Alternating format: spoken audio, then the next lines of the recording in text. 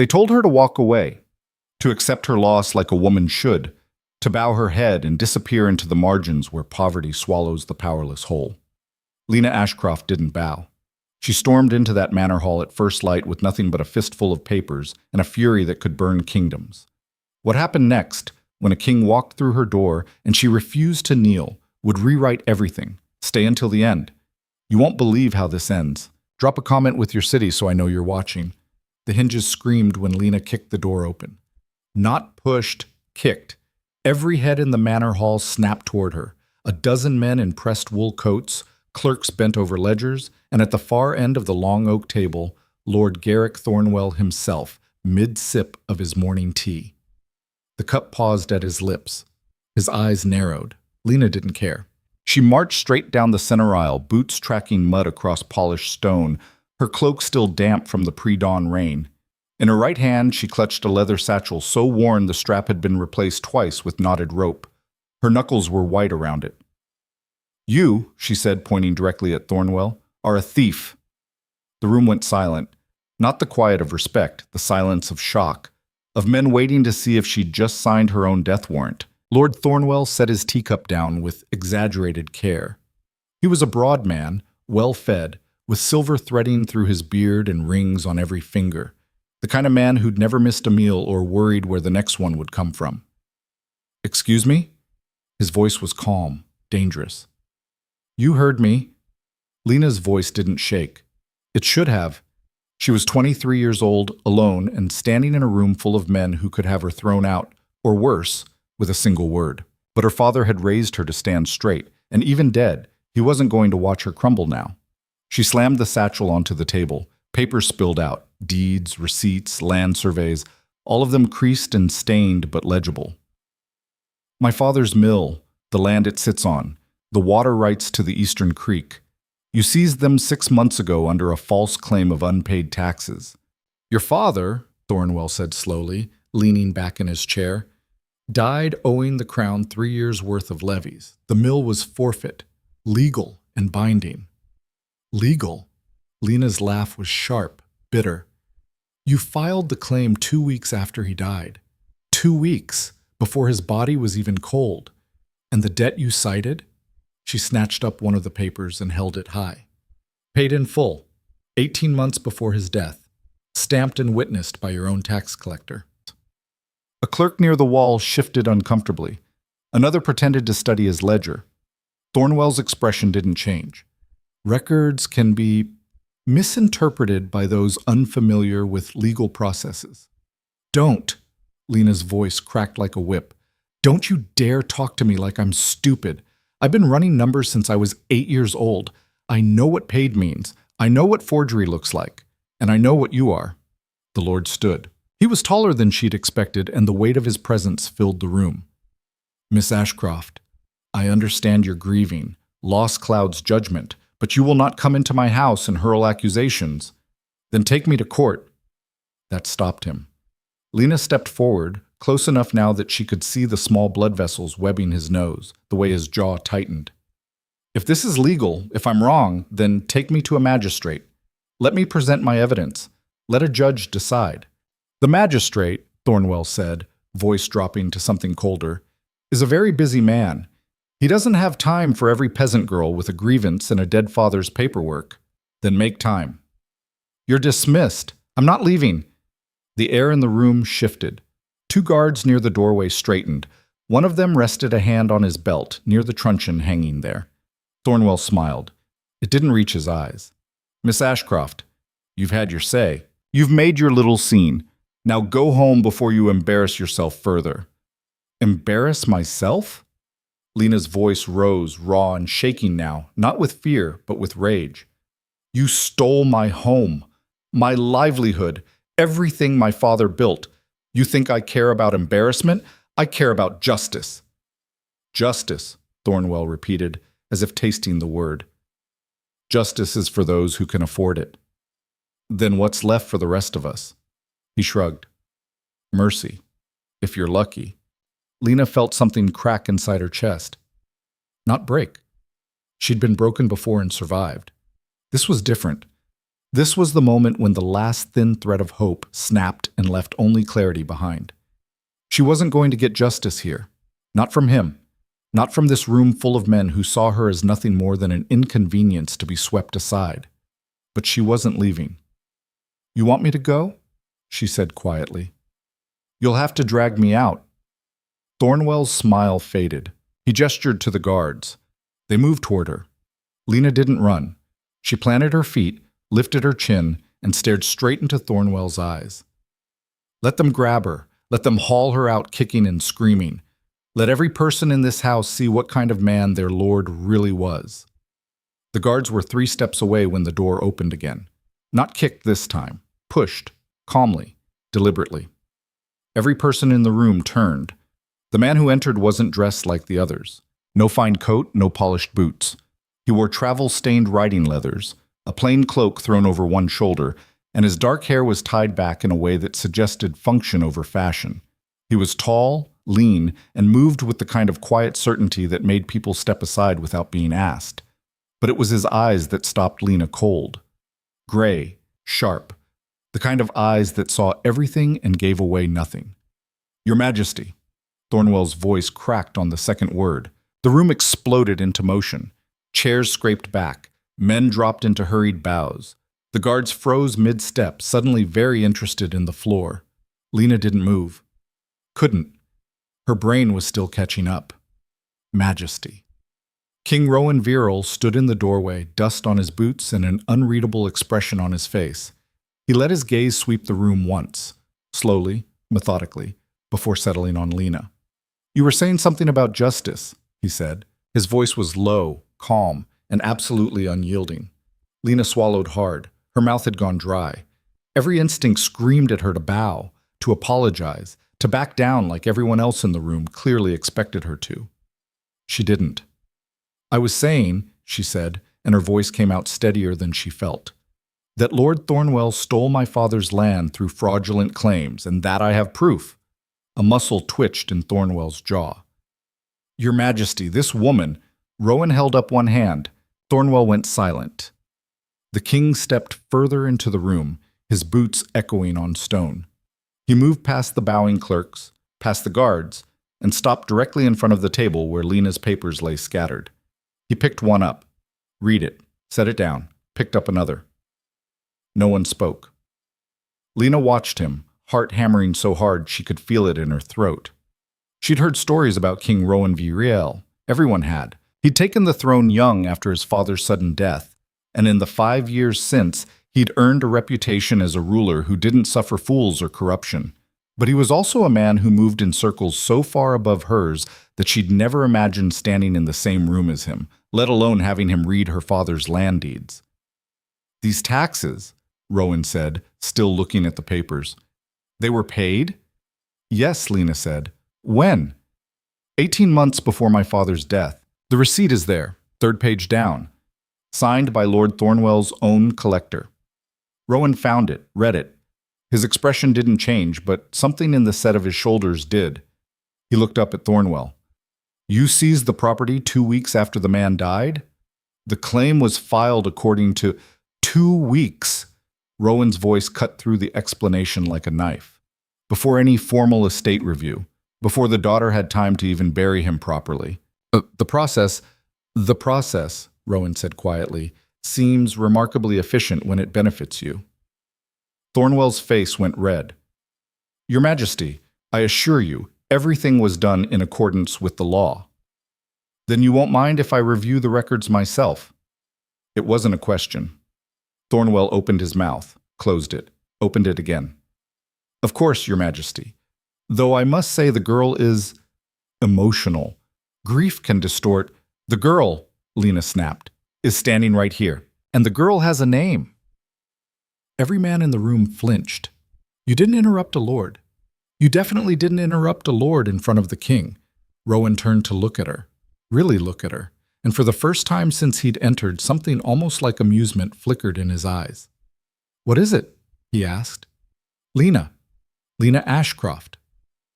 "Miss Ashcroft."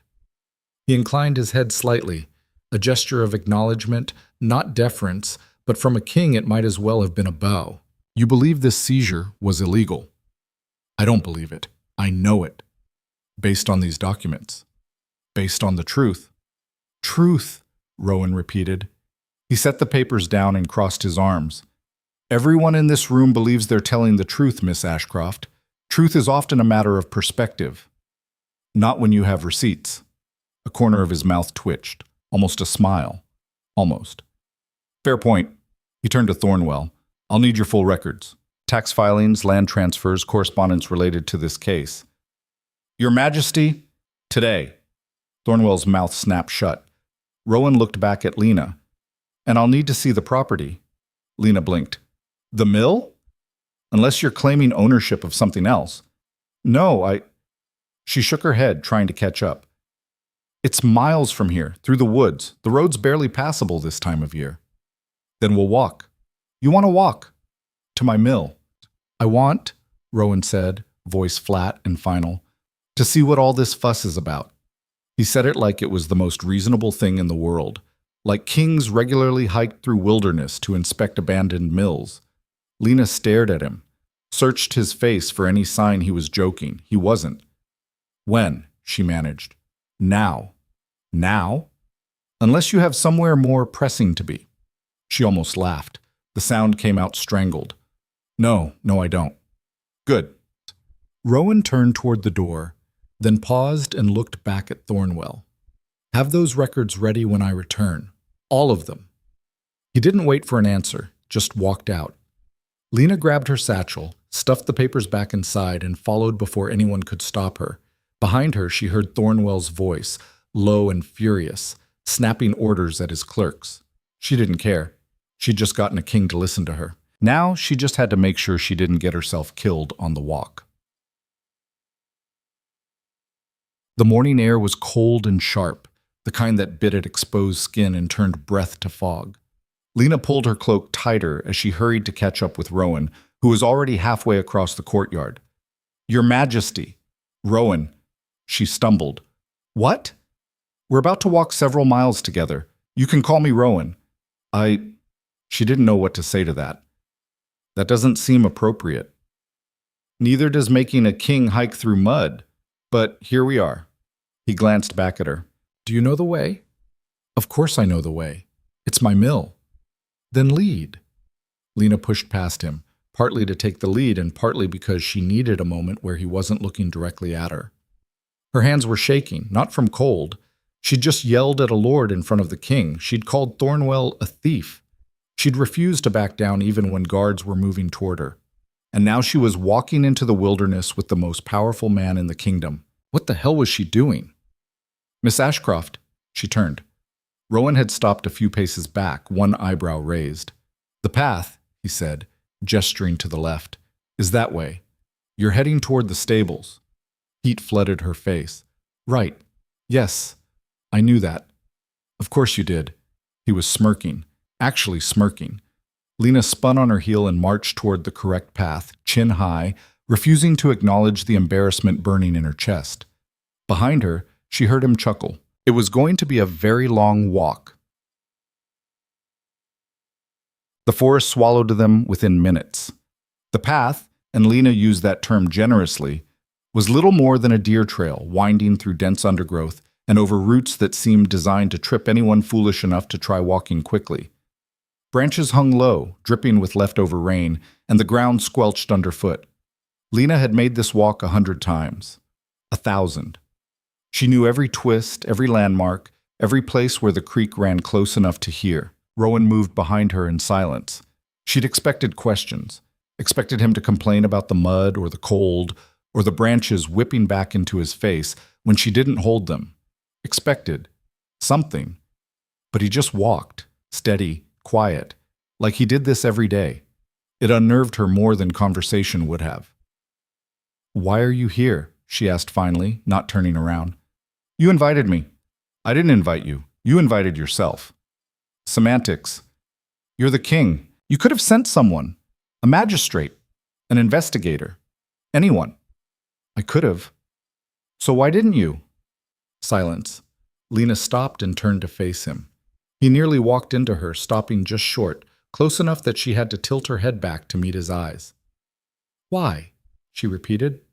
Rowan studied her. His face was unreadable, all sharp angles and controlled stillness. But his eyes, there was something there, something that looked almost like curiosity. "Because," he said slowly, "in my experience, people who fight that hard for something usually have a reason worth hearing. Or they're desperate." "Desperation doesn't make you wrong." Lena didn't know what to say to that, didn't know how to reconcile the image of a distant, untouchable king with the man standing in front of her, mud on his boots and an honest answer on his lips. "You could have just read the documents," she said. "I did." "Then you know I'm right." "I know," Rowan said carefully, "that your documents suggest a case worth investigating. That's not the same as knowing you're right. It's enough to prove Thornwell's lying. Maybe. Or maybe there's context I'm missing, details that change the picture." He tilted his head slightly. "That's why I'm here, to see the whole picture.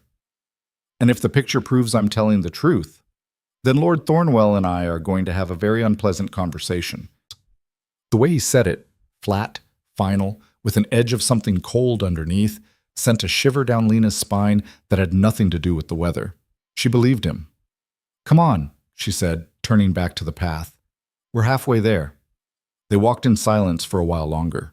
The forest pressed in around them, thick and wild, untouched by the carefully manicured gardens of Thornwell's estate. Here, nature did what it wanted. Trees grew crooked. Moss claimed everything. The air smelled of wet earth and rotting leaves. Lena loved it. This was freedom, messy, untamed, real. "Did you grow up here?" Rowan asked. She glanced back. He was looking up at the canopy, where morning light filtered through in scattered beams. "In the forest?" "No. At the mill. But I spent most of my childhood wandering these woods." "Alone?" "Mostly. My father was always working, and my mother—" She stopped, swallowed. "She died when I was 6. I'm sorry." The words were simple, quiet. But they didn't sound like the empty platitudes people usually offered. They sounded genuine. Lena shrugged, forcing her voice to stay steady. "It was a long time ago." "Doesn't make it easier." "No," she admitted. "It doesn't." They walked on. "What about you?" Lena asked after a moment. "Did you grow up in the capital?" "When I wasn't being shipped off to military training or diplomatic tours, yes." "Sounds lonely." "It was practical." "That's not an answer." Rowan's mouth twitched. "No, I suppose it isn't." He didn't elaborate. Lena didn't push. She understood the weight of things left unsaid. The path began to slope downward, and the sound of running water grew louder. The creek was close now. Another quarter-mile and they'd reach the mill. Lena's chest tightened. She hadn't been back since the seizure. Hadn't been able to stomach the sight of her home locked up and abandoned, the wheel silent, the windows dark. But now she had a king walking beside her, a chance to prove the truth, to take back what was stolen, or to fail spectacularly in front of the one person who could actually change things. "It's just ahead," she said, voice rougher than she meant it to be. Rowan nodded. They rounded the last bend, and there it was, Ashcroft Mill. It sat in a small clearing beside the creek, the water wheel motionless and half-covered in creeping vines. The building itself was stone and timber, solid but showing signs of neglect.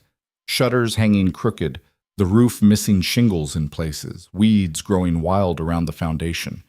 But it was still standing, still hers. Lena stopped at the edge of the clearing, her throat tight. Rowan stopped beside her. He didn't say anything, just looked. "My father built it with his own hands," Lena said quietly. "Took him 5 years. Every stone, every beam. He wanted something that would last, something we could pass down. It's well made." "It was well loved?" Rowan glanced at her. "Was?"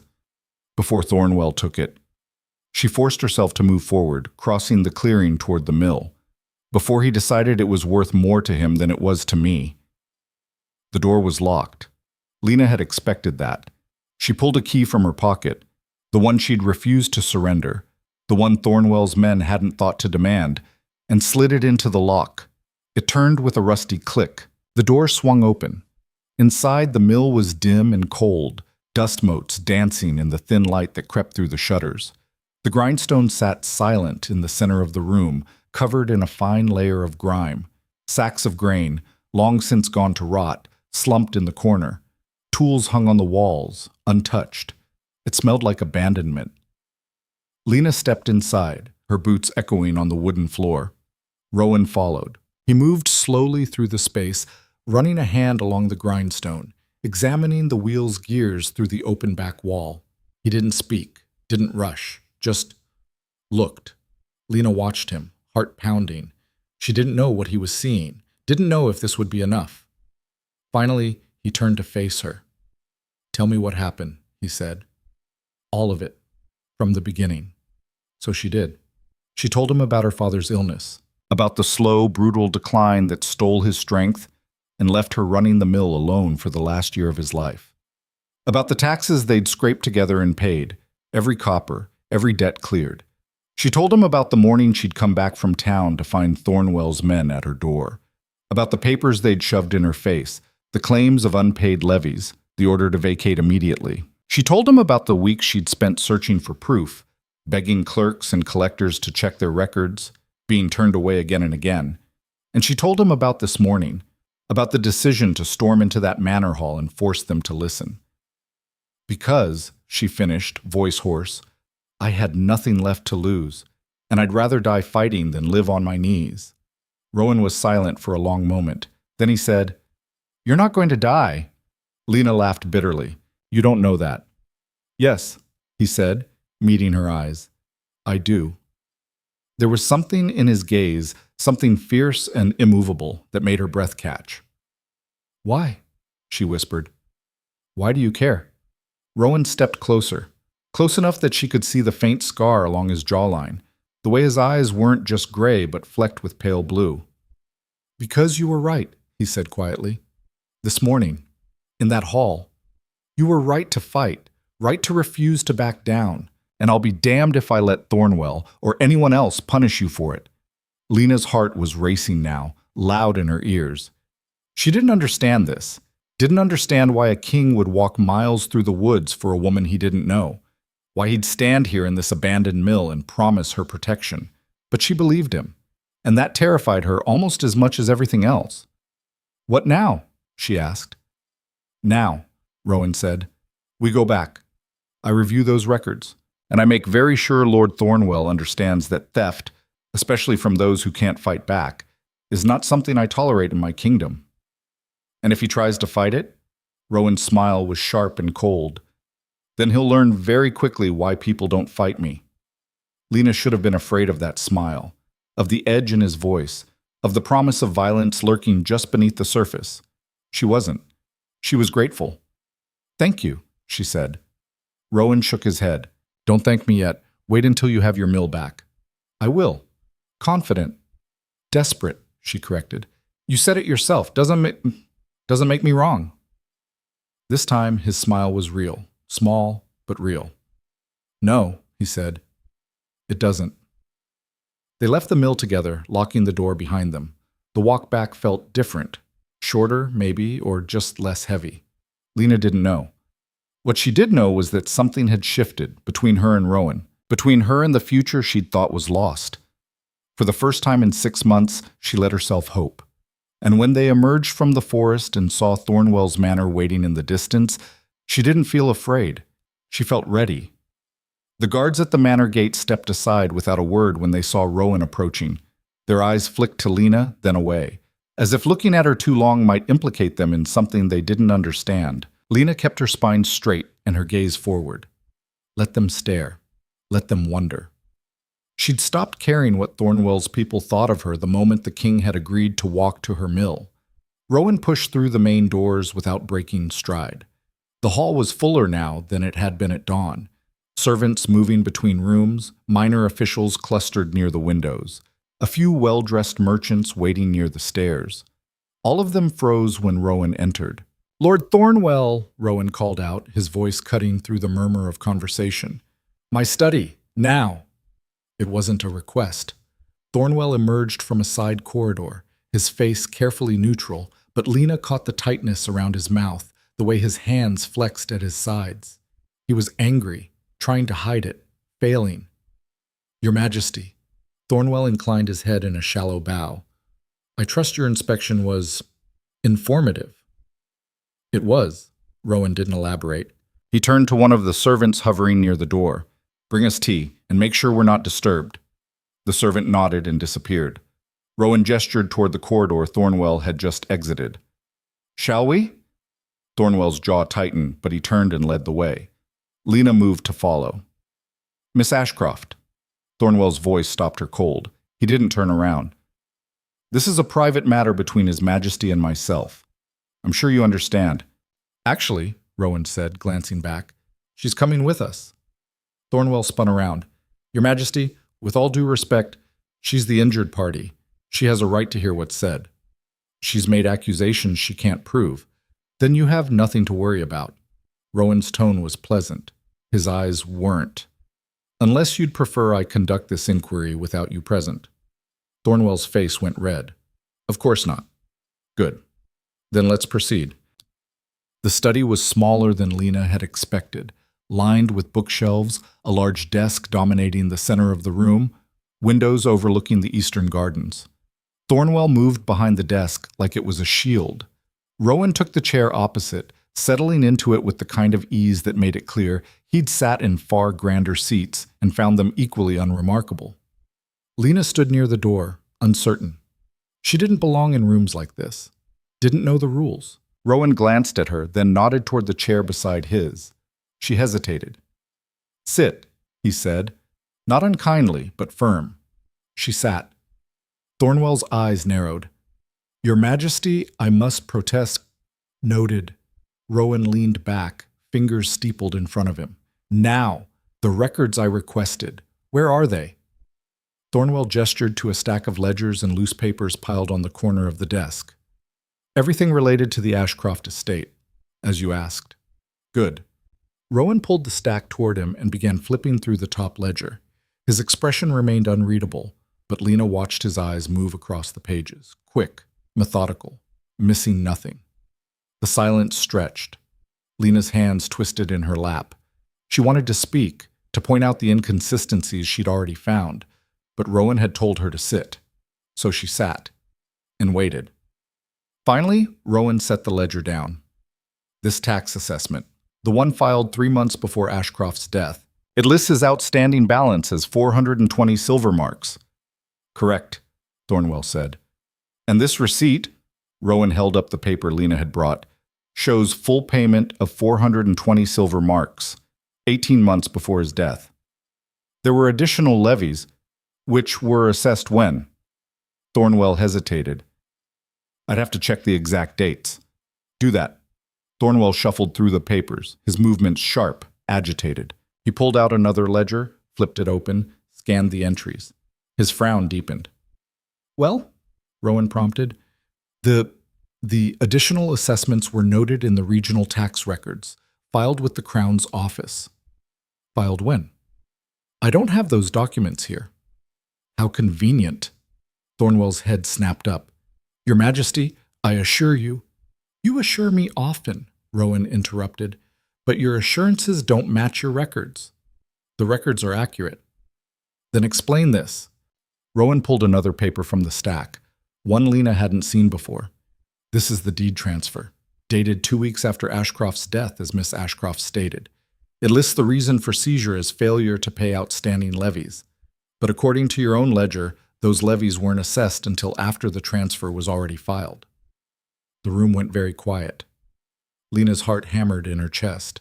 She hadn't known about that, hadn't found that discrepancy in her own digging.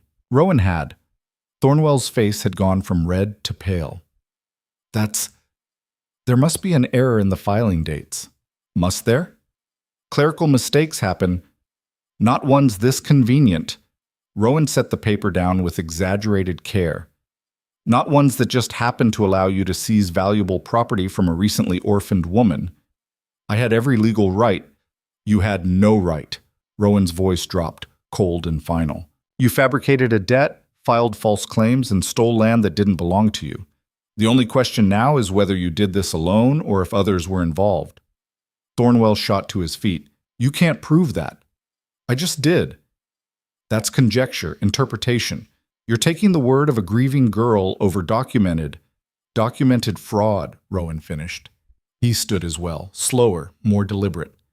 That's what this is, Thornwell. Fraud, theft, abuse of office. Pick whichever term you prefer. The outcome's the same. You have no authority to, I'm the king. Rowan's voice didn't rise, didn't need to. I have every authority, and you've just made this very simple for me. Lena watched, barely breathing. This was it. This was the moment everything either changed or fell apart. Thornwell's hands clenched into fists on the desk. What do you want? I want, Rowan said, the deed returned. Immediately. Along with a formal apology to Miss Ashcroft and full restitution for any losses incurred during the seizure. That's non-negotiable. And if I refuse? Rowan smiled. It was the kind of smile that made Lena's blood run cold. Then I'll take this matter to the High Council. I'll have every land transfer you've processed in the last 5 years reviewed. And I'll make very sure that everyone in this kingdom knows exactly what kind of man you are. Thornwell's jaw worked. His eyes darted to Lena, then back to Rowan. She came into my house and made a scene. Disrupted official business. She fought for what was hers, something you should understand given how hard you fought to steal it. I did not... Enough. Rowan's voice cracked like a whip. I'm done listening to you lie. You have until sunset to produce the deed and the restitution. After that, I start asking questions about your other holdings. Understood? Thornwell's face twisted. For a moment, Lena thought he might actually lunge across the desk, but then something in him crumpled. His shoulders sagged, his hands unclenched. Understood, he said through gritted teeth. Good. Rowan turned toward the door, then paused. Oh, and Thornwell? If you try to interfere with Miss Ashcroft in any way, if you so much as look at her wrong, I'll hear about it, and I won't be nearly this generous a second time. He didn't wait for a response, just walked out. Lena scrambled to her feet and followed, her legs shaking so badly she nearly tripped over the threshold. Behind her, she heard something crash, a cup maybe, or a paperweight hurled against the wall. She didn't look back. Shout. The corridor outside the study was empty. Rowan was halfway to the main hall, his stride long and purposeful. Lena had to jog to catch up. Wait. He stopped. Turned. You... Lena's voice caught. She didn't know what she was trying to say. Thank you didn't cover it. Nothing covered it. You just did what should have been done 6 months ago, Rowan said. His voice had lost its edge, but the steel underneath remained. You were right. He stole from you, and he would have gotten away with it if you hadn't forced the issue. He still might. He won't. How do you know? Because I'll make sure of it. Rowan studied her for a moment, his expression softening slightly. Do you have somewhere to stay tonight? Lena blinked. What? Somewhere safe, away from here. I've been staying at a boarding house in the village. Why? Because Thornwell's angry, and angry men do stupid things. He pulled a small leather pouch from his belt and pressed it into her hand. Take this. Get a room somewhere else for the next few days, somewhere he won't think to look. Lena looked down at the pouch. It was heavy, too heavy. I can't. Yes, you can. This is too much. It's practical. Rowan's mouth quirked. Consider it advance payment for the headache you're about to cause me when I have to explain to the council why I spent the day inspecting a mill instead of attending their budget meetings. Lena huffed out a laugh. It sounded half hysterical even to her own ears. I'm sorry. Don't be. I hate budget meetings. She looked up at him, this strange, impossible man who'd walked into her life at dawn and turned everything upside down. Why are you doing this? I told you. No, really. Why? Rowan was quiet for a long moment.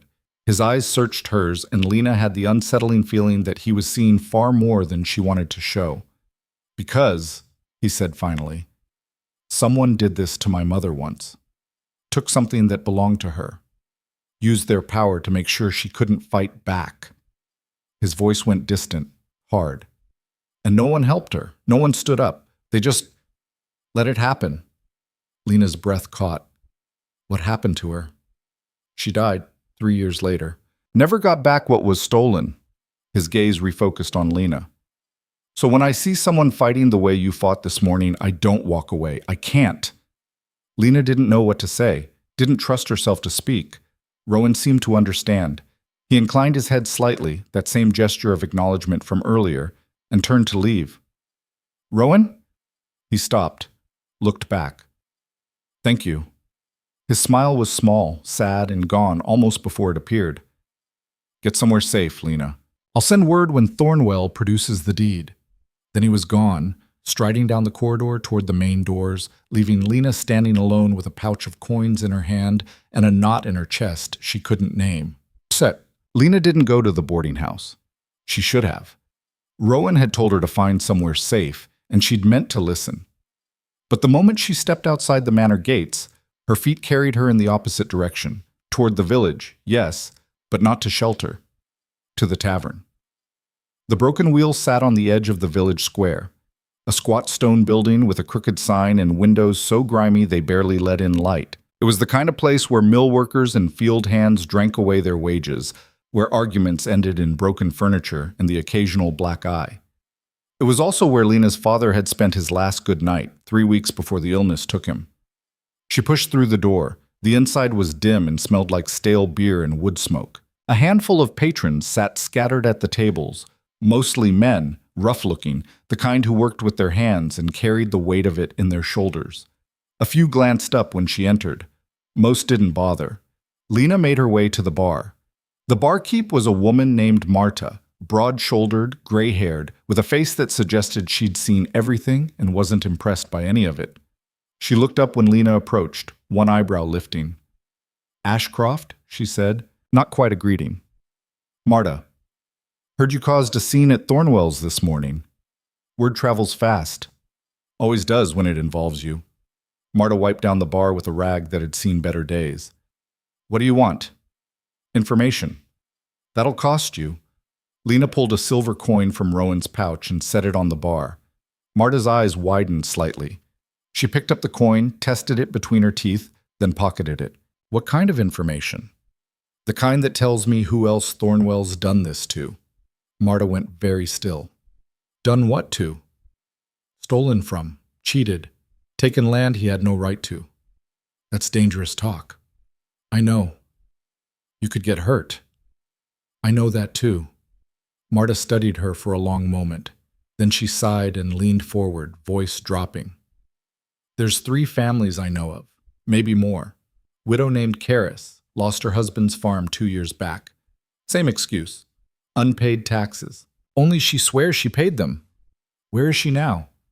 Dead. Fever took her last winter. Marta's mouth tightened. Then there's the Fletcher brothers. Had a timber operation north of here. Thornwell claimed they'd violated some logging contract. Seized the whole business. Are they still around? One of them is. The other drank himself to death. Lena's stomach churned. Anyone else? Old man named Garrett. Had an orchard. Beautiful place. Thornwell wanted it for some expansion project. Came up with a boundary dispute, said Garrett had been farming crown land without permission. Took the whole thing. Where's Garrett now? Living with his daughter in the next county. Bitter as hell and twice as angry. Marta paused. Why are you asking about this? Because I'm not the only one he's done this to. And if I can prove a pattern, you'll what? Take it to the magistrate? He's Thornwell's cousin. I'll take it to the king. Marta barked out a laugh. The king's not going to... She stopped. Her eyes narrowed. You already did, didn't you? Lena didn't answer. Hell's teeth, girl. You actually did. He listened. He listened or he humored you? He walked to my mill, reviewed Thornwell's records, told him to return my deed by sunset. Marta stared at her. You're serious. Dead serious. And you think, what? That he'll do the same for the others? I think, Lena said carefully, that if the king knows Thornwell's been doing this to multiple people, he won't let it stand. That's a big assumption. It's the only one I've got. Marta shook her head slowly. You're either the bravest woman I've ever met or the stupidest. Can it be both? That startled a real laugh out of Marta. I suppose it can. She reached under the bar and pulled out a scrap of paper and a pencil. Here, I'll write down what I know. Names, locations, dates, if I remember them. Thank you. Don't thank me yet. This is only going to make Thornwell angrier. Good, Lena said. Let him be angry. I'm done being afraid. Marta's expression softened slightly. Your father would have been proud of you. Lena's throat tightened. She nodded, not trusting herself to speak. Marta slid the paper across the bar. Be careful, Ashcroft. Men like Thornwell don't go down easy. I know. Lena took the paper, folded it carefully, and tucked it into her satchel. Then she turned and walked out of the tavern, back into the gray afternoon light. She had names now, evidence, a pattern, and she had a king who'd promised to listen. She found a room at an inn on the far side of the village, a place small enough that no one would think to look for her there. The innkeeper was a nervous man with thinning hair who took her coin without asking questions, which was exactly what she needed. The room was barely more than a closet, a narrow bed, a cracked wash basin, a window that didn't quite close all the way, but it was hers. For tonight, at least. Lena set her satchel on the bed and pulled out Marta's list. 3 names, 3 families destroyed. Her hands shook as she read them. This was bigger than her mill, bigger than her father's death. This was a system built on greed and cruelty, and Thornwell was just one piece of it. But he was a piece she could reach. A knock at the door made her jump. She shoved the list back into her satchel and crossed to the door, heart pounding. Who is it? Message for Lena Ashcroft. She didn't recognize the voice. Carefully, she cracked the door open. A boy stood in the hallway, maybe 12, skinny, with mud on his boots and a folded letter in his hand. He thrust it toward her. From the king. Lena took it, her pulse hammering. When did he give you this? Hour ago. Said it was urgent. The boy was already backing away. That's all I know. He disappeared down the stairs before she could ask anything else. Lena closed the door and broke the seal on the letter. The handwriting was precise, controlled. Miss Ashcroft, Thornwell has produced the deed and the restitution is ordered. The mill is yours again. I've also ordered a formal review of his land holdings and financial records for the past 5 years. If there are others he's done this to, I'll find them. Meet me at the mill tomorrow at dawn. There's something I need to discuss with you. Lena read it twice, then a third time. The mill was hers. Actually, hers. She sank onto the bed, the letter clutched in her hand, and for the first time in 6 months, she let herself cry. Not from grief, not from fear, from relief so overwhelming it felt like drowning. She didn't sleep. How could she? Every time she closed her eyes, she saw Thornwell's face, Rowan's eyes, the mill sitting silent in the clearing. Her mind spun through possibilities, consequences, what-ifs that tangled together until she couldn't separate them. By the time dawn arrived, she'd given up on rest entirely. She washed her face in the cracked basin, braided her hair, and pulled on her cloak. The satchel went over her shoulder, heavier now, with Marta's list and Rowan's letter tucked inside. The walk to the mill felt different this time. Faster, maybe. Or maybe she was just too wired to notice the distance. When she emerged from the forest into the clearing, Rowan was already there. He stood near the water wheel, one hand resting on the weathered wood, his gaze fixed on the creek. He'd changed since yesterday, traded the travel-stained leathers for something cleaner, though still practical. His cloak hung loose over his shoulders, and his hair was tied back again, severe and sharp. He looked like a king. He looked exhausted. Lena approached slowly, her boots crunching on the frost-covered grass. Rowan turned at the sound. His expression shifted when he saw her. Something easing in his shoulders, a tension she hadn't noticed releasing. You came, he said. You told me to. You don't strike me as someone who does things just because they're told. Lena almost smiled. Fair point. They stood there for a moment, the silence stretching between them. Not uncomfortable, just heavy, weighted with things unsaid. The deed's official, Rowan said finally. Signed and sealed. Thornwell tried to argue, but I made it clear the discussion was over. Thank you. Don't thank me. This was always yours. Still, you didn't have to be... Yes, Rowan interrupted gently. I did. Lena looked away, her throat tight. The restitution. How much did he? Enough to cover repairs, enough to get the mill running again. He paused. And enough to make sure you don't go hungry while you rebuild. That's too much. It's what you're owed. Lena wanted to argue, wanted to insist she didn't need charity. But the truth was, she did need it, desperately. And pride wouldn't fix the broken wheel or replace the rotted grain sacks. Okay, she said quietly. Okay. Rowan nodded. Then he pulled something from his pocket and held it out. It was the deed, folded, sealed with wax, bearing the king's mark. Lena took it with shaking hands. The paper was smooth, official, real. She traced the seal with her thumb, barely breathing. It's done, Rowan said. The mill's yours. No one can take it from you now. Lena looked up at him, and something in her chest cracked wide open, not breaking, expanding. Why are you still here? She asked. What do you mean? You've done what you came to do. Returned the deed, made sure Thornwell backed down. You don't need to be here anymore. Rowan was quiet for a long moment. His eyes searched hers, and Lena felt that same unsettling sensation from yesterday, like he was seeing past her walls, straight into the parts of herself she kept locked away. Maybe I don't want to leave, he said finally. Lena's breath caught. Why not? Because... He stopped, looked away. When he spoke again, his voice was rougher. Because I spent the last 5 years sitting in council rooms, listening to people argue about laws and taxes and borders, and none of it felt real. None of it mattered the way it should. And this does? Yes. He turned back to her. You do. The air between them shifted, charged. Lena didn't know what to do with that, didn't know how to hold the weight of a king saying she mattered. I'm nobody, she said. You're someone who fought for what was right when everyone else told you to give up. That's not nobody. That's just survival. It's more than that. Rowan stepped closer, not crowding, just closer. Most people would have walked away, taken the loss, moved on. You didn't. I couldn't. You could have. You chose not to. There's a difference. Lena swallowed hard. Her heart was racing again, loud and insistent.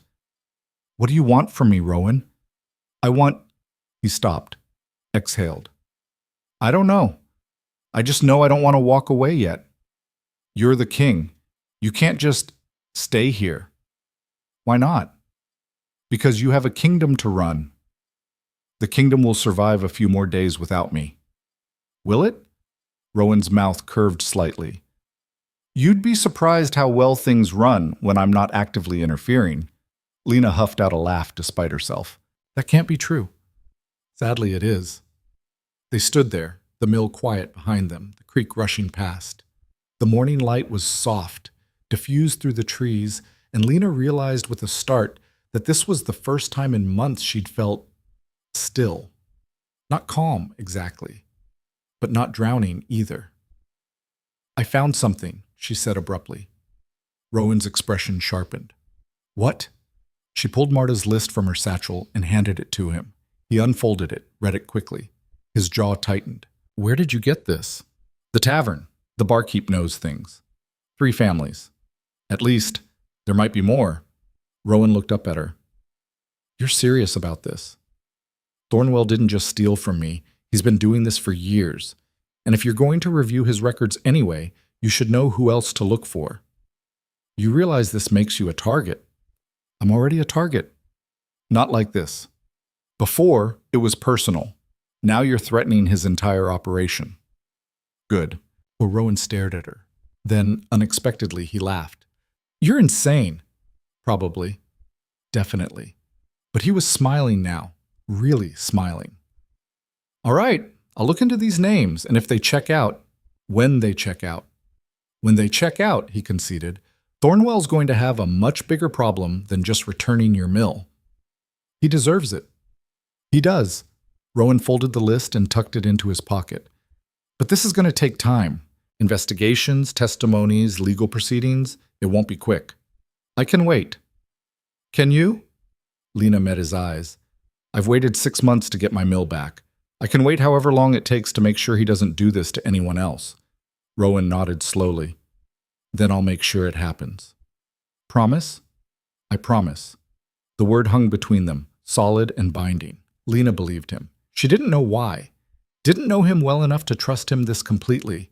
But she did. Maybe that made her insane too. Come on, Rowan said, turning toward the mill. Show me what needs fixing. Lena blinked. What? The mill. You said it needs repairs. Show me. You want to help fix the mill? I want to understand what I'm funding. And besides, he glanced back at her, that small smile returning. I've never actually seen a working mill before. Seems like something a king should know about. Lena shook her head, but she was smiling too now. You're serious? Completely. You're going to get your hands dirty. I've had worse. Lena didn't argue, just led him inside into the dim, dusty interior she'd reclaimed. And as she pointed out the cracked grindstone, the broken gears, the rotted supports, Rowan listened with the same focused attention he'd given Thornwell's records. Like it mattered. Like she mattered. And for the first time in as long as Lena could remember, she let herself believe it might be true. Rowan ran his hand along the grindstone's edge, testing the roughness where a chunk had broken away. His fingers came back dusty, and he wiped them absently on his cloak without seeming to notice or care. This can be repaired, he said. New stone here. Reinforce the base. I know. Lena crossed her arms, leaning against the workbench her father had built. It's the wheel that's the real problem. Half the paddles are rotted through. The whole mechanism needs to be rebuilt. How long would that take? With help? 2 weeks? Maybe 3. Alone? She shook her head. Months. Rowan straightened, brushing dust from his hands. Then don't do it alone. I can't afford to hire. I didn't say hire. I said don't do it alone. He looked at her directly, that unsettling gray gaze cutting through her protests before she could voice them. Let me send people, carpenters, engineers, people who know what they're doing. That's too much. It's practical. It's charity. It's restitution, Rowan corrected. Thornwell destroyed this place through neglect. The Crown is responsible for making sure lords under its authority don't abuse their power, which means I'm responsible for fixing what he broke. Lena wanted to argue, wanted to insist she could handle this herself, that she didn't need a king's intervention beyond getting her property back. But standing here in the wreckage of her father's dream, looking at repairs that would take her months, maybe longer, to complete alone, the words died in her throat. Okay, she said quietly. Rowan's expression softened. Okay? A silence settled between them. Not awkward, but weighted. Lena could hear the creak outside, the wind moving through the trees, the creak of old timber settling. Why did he really do it? She asked suddenly. Thornwell. Why my mill specifically? Rowan moved to the window, looking out at the water wheel. The land. The creek rights. This location controls water access for half the valley. Whoever owns this mill controls irrigation, grain processing, even fish rights downstream. So it was never about taxes. It was always about power. He turned back to her. And you were vulnerable, no family, no connections. Easy target. The bluntness of it hit harder than it should have. Lena had known, of course she'd known, but hearing it said out loud made it real in a way that hollowed out her chest. I hate that you're right, she said.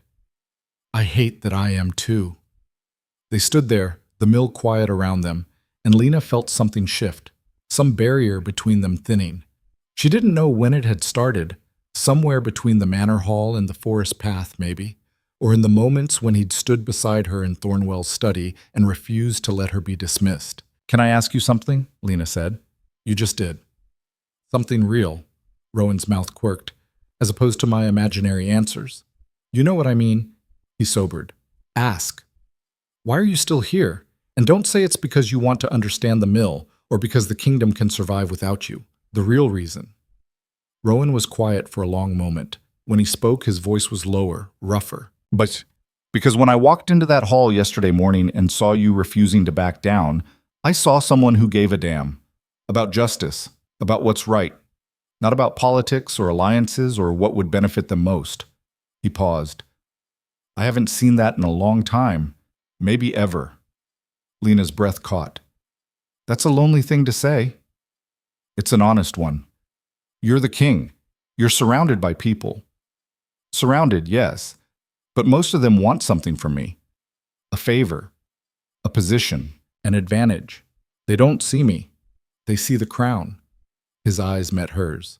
You don't even like the crown. You see the person underneath. That's rare. Lena didn't know what to say to that. Didn't know how to hold the weight of a king admitting he was lonely. It felt too personal, too raw, like something she shouldn't be trusted with. I should go, Rowan said abruptly, as if realizing he'd said too much. I have meetings, obligations. Right, of course. He moved toward the door, then stopped, turned back. Lena. Yes? Be careful. Thornwell's backed down for now, but men like him don't forget. And they don't forgive. I know. I mean it. If anything happens, anything that feels wrong, send word, immediately. How am I supposed to send word to the king? Rowan pulled a small signet ring from his pocket and pressed it into her palm. Show this to any royal courier or guardsman. They'll get a message to me. No questions asked. Lena stared at the ring. It was simple, unadorned except for the royal seal pressed into the metal, heavier than it looked. I can't take this. You already have. He closed her fingers around it. Keep it safe, and use it if you need to. His hand lingered on hers for a moment, warm, solid, real. Then he was pulling away, stepping back, putting distance between them again. I'll send the workers tomorrow, he said. They'll report to you, not Thornwell, not anyone else. You. Okay. He nodded once, then turned and walked out into the morning light. Lena stood alone in the mill, the ring heavy in her palm, and wondered what the hell she'd just gotten herself into. The workers arrived at dawn the next day. 6 of them, carpenters and a mill engineer led by a gruff older man named Callum, who looked at the water wheel, grunted, and said, Seen worse. Not by much, but I've seen worse. They set to work immediately. No questions about why the king had sent them. No curiosity about Lena or her history with Thornwell. Just steady, competent labor that filled the clearing with the sound of hammers and saws. Lena tried to help. Tried to prove she wasn't some helpless girl who needed rescuing. But Callum waved her off. You want to help? He said. Stay out of the way and let us work. You can take over once we've got the bones rebuilt. So she stayed out of the way. Watched them measure and cut and fit pieces together with a precision that made her father's work look clumsy by comparison. It stung a little, seeing how much better they were. But it also gave her hope. Maybe the mill could be more than it had been. Maybe it could be better. 3 days in, the first threat arrived. Lena was hauling water from the creek when she saw the rider approaching through the trees. Not one of Callum's crew, not anyone she recognized. Just a man in dark traveling clothes on a horse that looked too fine for these woods. He reined up at the clearing's edge and dismounted. Didn't approach the mill, just stood there, watching. Lena set down the water bucket and walked toward him. Can I help you? The man smiled. It didn't reach his eyes. Lena Ashcroft? Who's asking? Someone who wants to give you a message. He pulled a folded paper from his coat and held it out. Lena didn't take it. What kind of message? The kind you should read, privately. Every instinct screamed at her not to touch that paper. But curiosity, or maybe stupidity, won out. She took it, unfolded it. The handwriting was elegant, precise. Miss Ashcroft, you've made your point. You've reclaimed your mill and embarrassed me in front of His Majesty. Well done. But if you think this is over, you're even more naive than I thought. Walk away now. Take your mill and disappear. Stop asking questions about other families. Stop digging into my affairs. Do this, and we can both move on with our lives. Continue down this path, and you'll discover just how unpleasant I can make things for you. The king's protection only extends so far, and he can't watch you every moment of every day. Choose wisely. Thornwell. Lena's hands shook as she read it. Rage, hot and sharp, flooded through her, followed immediately by fear cold enough to drown. She looked up at the messenger. Tell Lord Thornwell he can go to hell. The man's smile widened. I'll deliver your response, but you should know Lord Thornwell doesn't make empty threats. Neither do I. We'll see. He mounted his horse and rode off, disappearing into the trees as quickly as he'd come. Lena stood there, the letter crumpled in her fist, trying to steady her breathing. Behind her she heard footsteps, Callum approaching, his expression dark. "Trouble?" he asked. Thornwell sent a message. "What kind?" Lena handed him the letter. He read it, his jaw tightening with each line. "Bastard," he muttered. "You going to back down?" "No." "Even though he's threatening you?" "Especially because he's threatening me." Lena took the letter back and shoved it into her pocket. "If he thought I'd give up that easily, he wouldn't have bothered sending this." Callum studied her for a moment, then nodded slowly. "You've got stones, girl. I'll give you that. Stones don't keep you alive." "No, but they help you die on your feet instead of your knees." He clapped her on the shoulder. "Watch your back. And don't go wandering alone after dark." "I won't." But even as she said it, Lena knew she was lying. She went to Rowan that night. Not to the manor, she wasn't stupid enough to walk back into Thornwell's territory. But Rowan had mentioned he was staying at an inn in the capital, a day's ride from the valley. Lena didn't have a horse. She walked. It took her most of the day and half the night, her feet blistering in her boots, her legs aching, but she kept moving, kept pushing, because the alternative, sitting at the mill and waiting for Thornwell to make good on his threats, was unbearable. The capital was bigger than she'd expected, sprawling and loud and full of people, even in the deep hours of night. Lena asked 3 different people where the king was staying before someone finally pointed her toward a building near the city center. It wasn't a palace, just a large, well-kept inn with guards posted at the entrance. Lena approached, exhaustion making her sway on her feet. One of the guards stepped forward. "Move along." "I need to see the king," the guard laughed. "You and everyone else. Move along." "I have this." Lena pulled Rowan's ring from her pocket and held it up. The guard's expression changed instantly. He took the ring, examined it, then looked at her with new eyes. "Wait here." He disappeared inside. Lena stood on the street, shivering in the night air, wondering if she'd just made a terrible mistake. What if Rowan refused to see her? What if he thought she was overreacting? What if... The door opened. The guard gestured her inside. "3rd floor, last door on the right." Lena climbed the stairs on legs that barely held her. By the time she reached the 3rd floor, she was leaning heavily on the railing. The last door on the right was slightly ajar. Warm light spilled into the hallway. She knocked. "Come in," Rowan's voice, tired but alert. Lena pushed the door open. He was sitting at a desk covered in papers, still dressed despite the late hour. When he saw her, he stood so fast his chair nearly tipped over. "Lena, what?" His eyes swept over her, taking in the mud on her clothes, the exhaustion etched into her face. "What happened?" "Thornwell sent a messenger." She pulled the crumpled letter from her pocket and handed it to him. "He wants me to stop asking questions, stop investigating, or else." Rowan read the letter. His expression went very cold, very still. "When did this arrive?" "This morning." "And you walked here, from the mill?" "I didn't have a horse." "That's a day's journey on foot." "I know." Rowan stared at her. Then, without warning, he crossed the room and pulled her into his arms. Lena froze. She didn't know what to do, didn't know how to process the feeling of a king holding her like she mattered, like her safety was something worth the contact. "You're insane," he said into her hair. "Completely insane." "You've mentioned that before."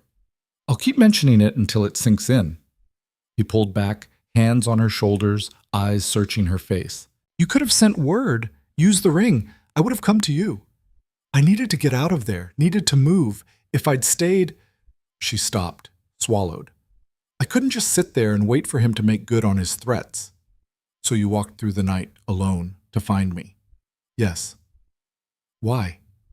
The question hung between them, heavy with implications neither of them wanted to name.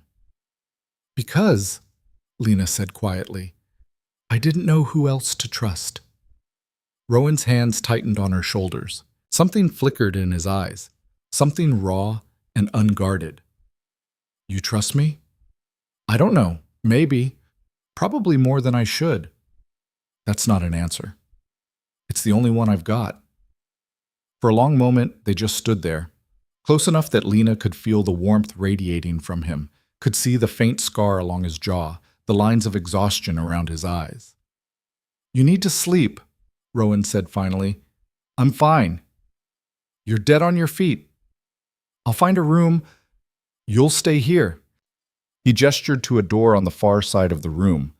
"There's a bed through there. Use it." "Where will you sleep?" "The chair's fine." "Rowan, I'm not arguing about this." His voice was gentle but immovable. "You're staying. End of discussion." Lena was too tired to fight. She nodded and moved toward the door he'd indicated, then stopped, turned back. "Thank you." "Don't thank me yet. We still have to deal with Thornwell." "We? You think I'm letting you face him alone?" Rowan's expression hardened. "He threatened you. That makes this personal." It was already personal. Now it's more personal. Despite everything, the exhaustion, the fear, the weight of Thornwell's threat, Lena almost smiled. "You're enjoying this." "I'm enjoying the idea of watching Thornwell squirm when he realizes he's made a very big mistake." "And what mistake is that?" "Thinking I wouldn't notice. Or care." Rowan crossed his arms. He's about to learn otherwise. Lena wanted to ask what that meant, wanted to know what Rowan was planning, but exhaustion was crashing over her now, dragging her under. "Tomorrow," she said. "Tomorrow," Rowan agreed. She stumbled into the adjoining room, barely managed to kick off her boots before collapsing onto the bed. Sleep took her before her head hit the pillow. She woke to voices in the next room. Rowan's. And someone else's. Male. Angry. Lena sat up, head swimming. Sunlight streamed through the window. Morning, then. She'd slept through the night. She moved to the door, pressing her ear against it. "Can't just ignore the council's summons," the stranger was saying. "They're demanding an explanation for why you've been absent for nearly a week. Tell them I've been conducting an investigation." "Into what?" "Corruption in the outer territories." A pause. "You're serious?" "Completely." "Rowan, the council isn't going to accept—" "I don't particularly care what the council accepts. I'm the king. They advise. I decide." "That's not how this works." "It's exactly how this works." Another pause. Longer this time.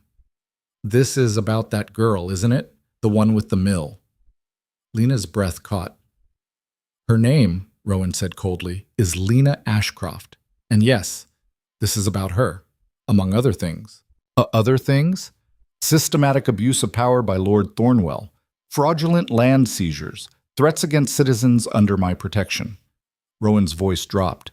3 families destroyed that we know of, possibly more, and all of it happening right under the council's nose. "You think the council knew?" "I think they didn't care enough to look." Silence. "What are you planning?" the stranger asked finally. "I'm planning to make an example of Thornwell, publicly, so that every other lord in this kingdom understands that I will not tolerate this kind of corruption. That's going to make enemies. I already have enemies. More enemies, then. Let them come." The stranger sighed. "You're going to get yourself killed." "Possibly, but at least I'll die doing something that matters." Footsteps. The sound of a door opening and closing. Lena stepped back from the door, her heart pounding.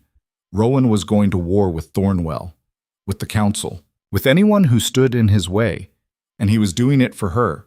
The weight of that realization nearly brought her to her knees. A knock at the door. "Lena, are you awake?"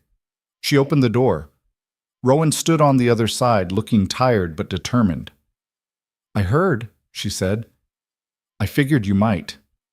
He didn't apologize, didn't try to soften it. "There's food on the table. Eat something. Then we need to talk." Lena followed him into the main room. Bread, cheese, fruit, simple, but more than she'd seen in weeks. Her stomach growled.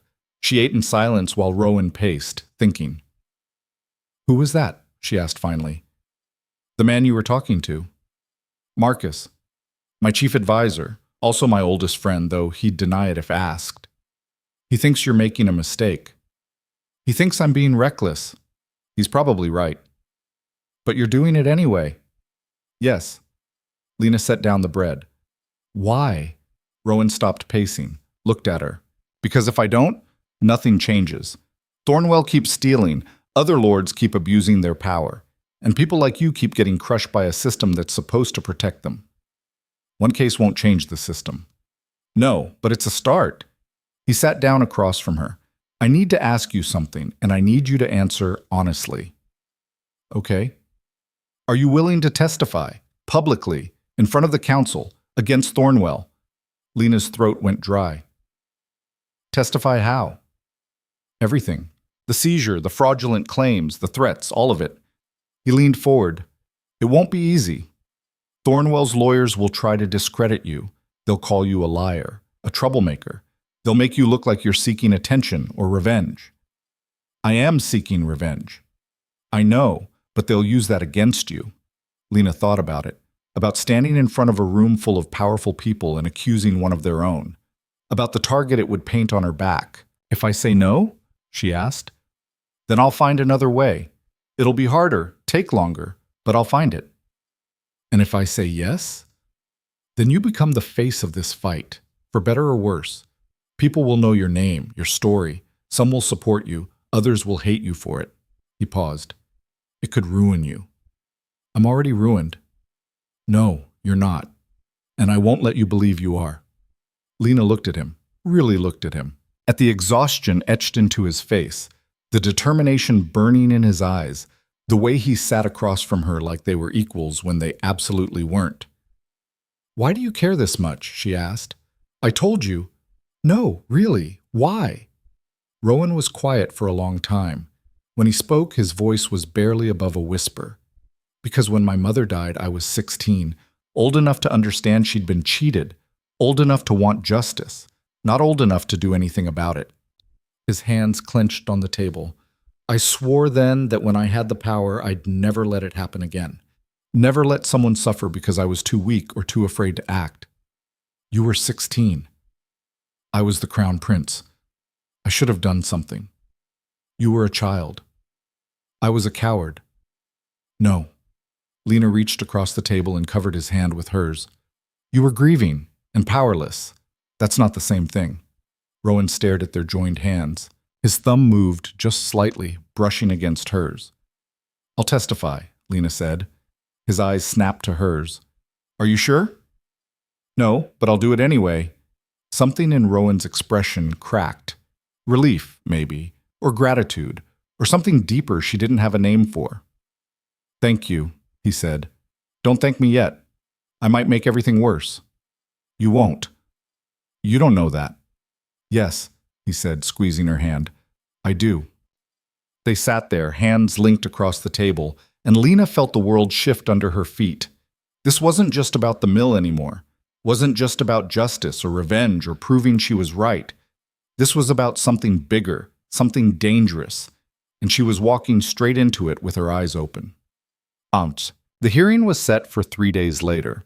Rowan spent those days preparing her, drilling her on questions the lawyers might ask, helping her organize her evidence, making sure she understood what she was walking into. Marcus, the advisor, watched from the sidelines, disapproving but resigned. You're putting a target on her back, he said on the second day. The target was already there, Rowan replied.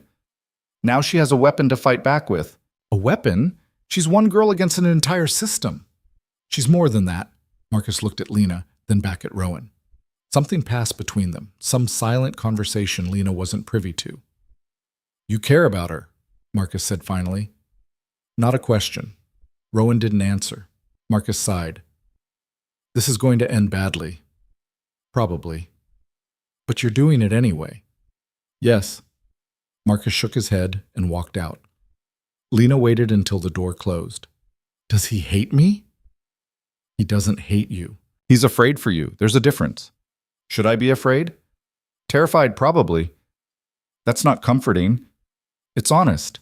Lena laughed despite herself. You're terrible at reassurance. I know. Rowan smiled faintly. But I'm very good at telling the truth. The night before the hearing, Lena couldn't sleep. She paced Rowan's rooms, adrenaline and fear warring in her chest. Rowan found her standing at the window, looking out over the dark city. Second thoughts? he asked. 100th thoughts, maybe 1,000th. You can still back out. No, I can't. Yes, you can. Say the word, and I'll call it off. Lena turned to face him. And then what? Thornwell wins. Everyone he hurt stays hurt. Nothing changes. You'd be safe. I'd be a coward. There's no shame in self-preservation. There is if you're the only one who gets to survive. Rowan crossed the room until he stood directly in front of her. Close. Too close. His hand came up, fingers brushing her jaw. You're not a coward, he said quietly. How do you know? Because cowards don't walk into manor halls and call lords thieves. They don't refuse to back down when guards are closing in. They don't march through the night to find help instead of running away. His thumb traced her cheekbone. You're a lot of things, Lena Ashcroft, but a coward isn't one of them. Lena's breath caught. Her heart was hammering so loud she was sure he could hear it. Rowan, I know this is insane, he said. I know the timing is terrible. I know I shouldn't. He stopped, exhaled. But I need you to know, before tomorrow, before everything gets complicated, I need you to know that you matter. To me, more than you should. We barely know each other. I know. This doesn't make sense. I know that too. Then why? Because, Rowan said, leaning closer. Sometimes things don't need to make sense to be true. Lena didn't think, didn't plan, didn't second guess. She kissed him. It was impulsive and probably stupid, and definitely not something she should be doing the night before testifying against a powerful lord. But she did it anyway. Rowan went very still for half a second. Then his arms came around her and he was kissing her back, fierce and desperate and real. The world narrowed to this. The warmth of his hands, the taste of his mouth, the way he held her like she was something precious instead of something broken.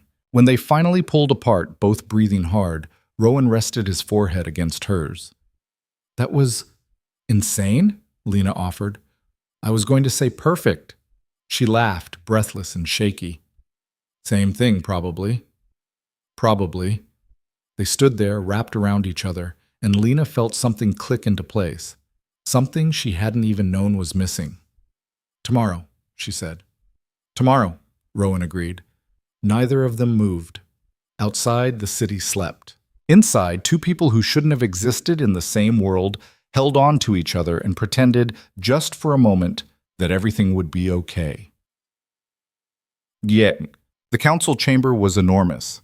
High ceilings, stone walls, windows that let in cold morning light, rows of seats where lords and advisors sat in their fine clothes, watching, judging.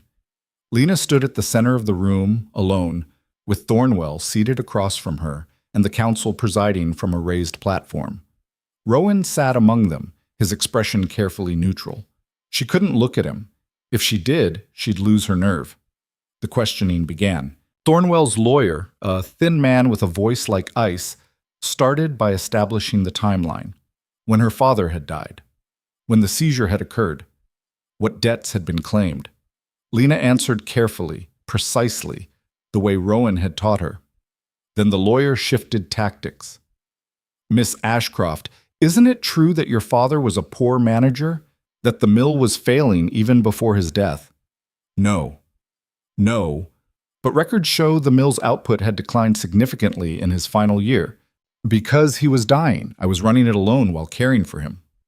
Alone, without proper training or experience. I'd been working that mill since I was 8 years old. I knew what I was doing. The lawyer smiled. And yet, the mill failed. The mill was seized. That's not the same thing. Seized because of unpaid debts. Debts that were fabricated. Or debts your father hid from you. Isn't it possible he was protecting you from the truth of his financial situation? Lena's hands clenched at her sides. No. You seem very certain, for someone who admits she was focused on caregiving rather than bookkeeping. I kept the books. I saw every transaction. There were no unpaid debts. And yet Lord Thornwell's records show otherwise. Lord Thornwell's records are lies. A murmur went through the chamber. The lawyer's smile widened. Strong words. Can you prove them? Yes. Lena pulled the sheaf of papers from her bag and held them up. These are the original receipts, stamped and signed by Thornwell's own collector, every levy paid in full. Receipts can be forged. So can ledgers. Are you accusing Lord Thornwell of forgery? I'm accusing him of theft. The murmur grew louder. The council shifted. Thornwell sat perfectly still, his face a mask. Miss Ashcroft, the lawyer said, voice dropping to something almost sympathetic, I understand you're grieving. Losing a parent is difficult. It can cloud judgment, make us see conspiracies where there are only unfortunate circumstances. Don't. Lena's voice cracked like a whip. Don't patronize me. Don't pretend this is about grief or confusion or a hysterical woman who can't handle reality. I know what happened. I have proof. And I'm not going to stand here and let you twist it into something it's not. The lawyer opened his mouth. I'm not finished, Lena snapped. He closed it. Lord Thornwell stole my mill. He fabricated debts to justify it. And when I came to him with evidence of his fraud, he threatened me, told me to walk away or face consequences. She pulled Thornwell's letter from her pocket and held it up. This is that threat, in writing, in his hand. The room went silent. One of the council members, a woman with silver hair and sharp eyes, leaned forward. May I see that? Lena handed it over. The council member read it. Her expression darkened. She passed it to the others. When it reached Rowan, his jaw tightened, but his face remained neutral. Is this your writing, Lord Thornwell? The silver-haired woman asked. Thornwell stood slowly. Your Grace, that letter was a private communication meant to... Is it your writing? A pause. Yes, and these threats. Did you make them? I was attempting to resolve the situation quietly, to avoid unnecessary legal proceedings, by threatening a young woman who'd already lost her home and her father. I was protecting my interest by abusing your power. The woman's voice was ice. This council does not take kindly to lords who use their positions to intimidate citizens, particularly vulnerable ones. She is hardly vulnerable. She was orphaned and homeless when you seized her property. The woman stood, and now she's here, testifying against you. At great personal risk, I'd say that makes her very vulnerable indeed. Thornwell's face went red. Your Grace, with all respect, this girl has made wild accusations without substantial proof. She has receipts, witnesses, and a letter in your own hand threatening her. The woman looked at the other council members. I move we launch a full investigation into Lord Thornwell's land transactions for the past 10 years, all of them. Seconded, another council member said. All in favor? A chorus of ayes. Rowan said nothing, just watched. The silver-haired woman turned to Lena. Miss Ashcroft, thank you for your testimony. You've shown great courage in coming forward. Lena's knees nearly buckled. Thank you, Your Grace. Dismissed. Lena turned and walked toward the door on legs that shook with every step. Behind her, she heard Thornwell's lawyer start to argue, heard the council shut him down. She made it into the hallway before the adrenaline crashed. Rowan found her there, slumped against the wall, breathing hard. You did it, he said. I think I'm going to be sick. That's normal. This is normal? For testifying against a lord in front of the High Council? Yes. Lena laughed. It came out shaky and wild. I can't believe that just happened. Believe it. Rowan's hand found hers, warm and steady. You just changed everything. Or made it worse. Possibly both. Before Lena could respond, rapid footsteps echoed down the hall. Marcus appeared, his face grim. Rowan, we have a problem. What kind of problem? The kind where Thornwell just stormed out of the chamber swearing vengeance, and 3 of his men were seen riding toward the valley an hour ago. Lena's blood ran cold. The mill. Probably, Rowan swore. How far ahead are they? Too far to catch on horseback, but if we leave now... Get the horses. Rowan turned to Lena. Stay here, with guards. Don't leave this building until I get back. Like hell. Lena, that's my home, my mill. I'm not sitting here while Thornwell destroys it. She pulled away from him. I'm coming with you. It's too dangerous. I don't care. Lena, you said I mattered. Her voice broke. You said you wouldn't let me face this alone, so don't ask me to now. Rowan stared at her. Then he turned to Marcus. 3 horses. Rowan? 3. Horses. Marcus muttered something under his breath but disappeared down the hall. Rowan looked back at Lena. If anything happens to you, then it happens. She met his eyes. But I'm not hiding anymore. He nodded slowly. All right, but you stay close. And if I tell you to run, you run. Understood? Understood. They rode hard. The city blurred past. Then the countryside. Miles of road swallowed in desperate speed. Lena's hands ached from gripping the reins. Her thighs burned, but she didn't slow down. As they entered the forest, smoke rose above the trees. Black. Thick. Lena's heart stopped. No. They burst into the clearing and Lena's worst fear became real. The mill was burning. Flames crawled up the walls, consuming timber and thatch. The water wheel was engulfed, paddles cracking and collapsing into the creek. Smoke billowed into the sky. Thornwell's men stood watching, torches in hand, and in front of them, bloodied but standing, was Callum and his crew. Rowan dismounted before his horse fully stopped. What the hell is this? One of Thornwell's men turned. King's orders to stand down. This is a private matter. Private. Rowan's voice was deadly quiet. You just burned down a building I explicitly placed under Crown protection.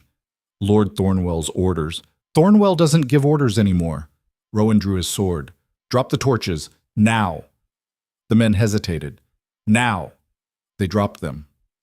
Lena slid off her horse, staring at the mill, at the flames eating everything her father had built, everything she'd fought to reclaim. It was gone. All of it. Gone. Something inside her shattered. She didn't remember moving. Didn't remember grabbing the fallen torch. Just suddenly she was running toward the mill, toward the fire, because maybe she could save something, anything. Arms grabbed her from behind, Rowan's, pulling her back. Let me go. It's gone, Lena. You can't. Let me go. She thrashed against him, sobbing now, watching everything burn. He took it again. I can't. I know. Rowan held her tighter. I know. I'm sorry. I'm so sorry. Lena went limp in his arms, the fight draining out of her as the mill collapsed in on itself with a roar of flame and timber. Everything was gone. And Thornwell had won after all. Lena couldn't look away from the flames. They roared and twisted, consuming timber that had stood for 2 decades, swallowing her father's work, her future, everything she'd clawed back in the council chamber just hours ago. The heat was intense, even from where Rowan held her, 20 feet back from the blaze. We need to move, Marcus said, appearing beside them. His face was streaked with soot. The whole structure's going to collapse. Rowan didn't let go. Lena, we have to step back. She didn't respond. Couldn't. Her throat was closed, her vision blurred with smoke and tears. Somewhere in the roaring chaos, she heard Callum shouting orders to his men, heard the creek hissing where embers fell into the water. The main support beam groaned, a sound like the earth breaking open. Then it gave way. The mill's roof caved inward with a thunderous crash, sending a column of sparks spiraling into the afternoon sky. The walls followed, stone and timber collapsing into the inferno. Something in Lena broke with it. She turned her face into Rowan's chest and let the sobs come, raw, ugly sounds she couldn't control. His arms tightened around her, one hand cradling the back of her head. I've got you, he murmured. I've got you. But he didn't. No one did. Because the one thing she'd fought for, the one thing she'd risked everything to reclaim, was Ash. Rowan had Thornwell's men arrested on the spot. They didn't resist, just stood there with their torches dropped, watching the king's guards bind their wrists while Lana sat on the ground 20 feet away, knees pulled to her chest, staring at nothing. Marcus crouched beside her. Miss Ashcroft, can you hear me? She nodded, but didn't look at him. We're taking you back to the capital. The king's orders. You'll be safe there. Safe, Lena repeated. The word felt hollow, meaningless. Thornwell's crossed a line. This was arson, destruction of crown-protected property. There's no talking his way out of this. He already won. No, he escalated. That's different. Lena finally looked at him. Marcus had kind eyes, she realized. Tired, but kind. What's the difference? The mill's gone. Even if you throw Thornwell in a cell, I still have nothing. You have the deed, the land, the water rights. The mill can be rebuilt. With what money? What time? Her voice cracked. I'm back where I started. Worse than where I started. Marcus didn't have an answer for that. Rowan approached, his jaw tight, fury radiating off him in waves. The prisoners are secured. Marcus, take them back to the capital. I want them in the deepest cell we have while I decide what charges to file. And Thornwell himself? I'm handling him personally. Something in Rowan's voice made Marcus pause. Rowan, think about this. I am thinking, very clearly. You can't just... I can. Rowan's eyes were cold, flat. And I will. Get those men out of my sight before I do something we'll both regret. Marcus opened his mouth, seemed to think better of it, and nodded.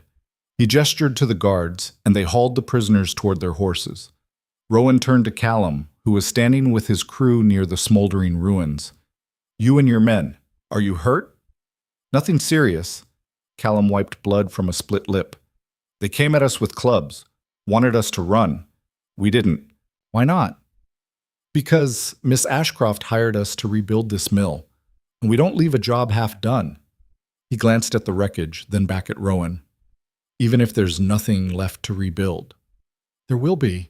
Rowan's voice was iron. I'm going to make sure of it.